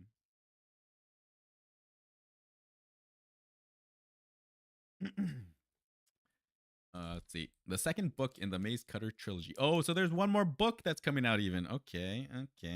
Has it come out already? I don't know. I only know of these two. These are the only two that have been requested so far. He's probably still writing them then. Yep. Okay. The Dina and the Islanders are up against both man and nature as they navigate their way to Alaska. There, they hope to meet the mysterious Godhead, unsure of what separates myth from truth. The Godhead, now led by Alexandra, is fractured. Within the cracks of their sacred trinity, secrets are revealed that blur the lines of good and evil forever. After a devastating discovery, Isaac and Sedina are forced to split up. Mino holds the rest of the group together, but it's his beliefs that are slowly falling apart. What once drove Minho to join his sworn enemies is causing him to question everything. Once Dina finds a clue in the Book of Newt, her mission is to meet the god. Her mission to meet the Godhead becomes even stronger. Okay, so Dina is gonna find the. Who has the Book of Newt? Where that's got to be with the Godhead has that, right? Isaac and Old Man Frypan come across an enigmatic traveler and learn that the cure isn't what it once was. They are shaken to the core when they realize that their immunes aren't as immune as they should be, and the world as a whole is evolving in a dangerous new direction. In Alaska, the Godhead and the sacred site of the maze face something that no generation of pilgrims before them has ever witnessed. Beliefs will change. Futures will be futures will be how am I not? Beliefs will change. Futures will be That's like four times I failed, chat. Four times. Beliefs will change. Futures will be rewritten, and not even the Godhead knows what will happen next. And she has like an enormous processing power in that brain of hers. So this one does not have a preview at the end. It's just 262 pages straight. Um, we'll probably do it like we did Maze Cutter. We'll get 2 parts done. Part 1 and part 2, and then part 3 and part 4. Or maybe part 3 and then part 4, depending. But yes, for the future, we also have Ready Player One. I gotta return those books. I probably have to renew them. I'll get on that. Thank you for joining me. Let us know what you thought. So good. So sitting here for not even that long. Wow, we got through that pretty quickly. But yes, thank you for joining me today. We had a good time reading that book. I certainly did. I hope that you had a good time listening. Don't forget to drink plenty of water, read a good book, sing a good song, watch a good movie, go get some air, go for a run. And we will see you here next time on Satyen Reads, maybe on Channel Sebastiano. Maybe we'll do some streams over there. It's been a while. We've been doing it Twitch mostly, but the VODs go on Channel Sebastiano. Other than that, Satyen621. You can find us doing the gaming things. So everyone, take care, be well, have a good one. You definitely tomorrow. Sure, yeah. Bye. Good night.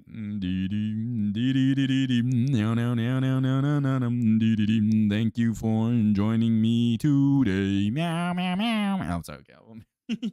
Meow, meow, meow, meow, meow, meow, meow. Do you like the deep cat voice better than the high pitched cat voice? Meow, meow, meow, meow, meow, meow, meow, meow, meow, meow, meow. Meow, meow, meow, meow, meow, meow. See you later. Bye. Good night. Take care. And don't forget to wash your damn hands. All right, chat. See you later. Take care.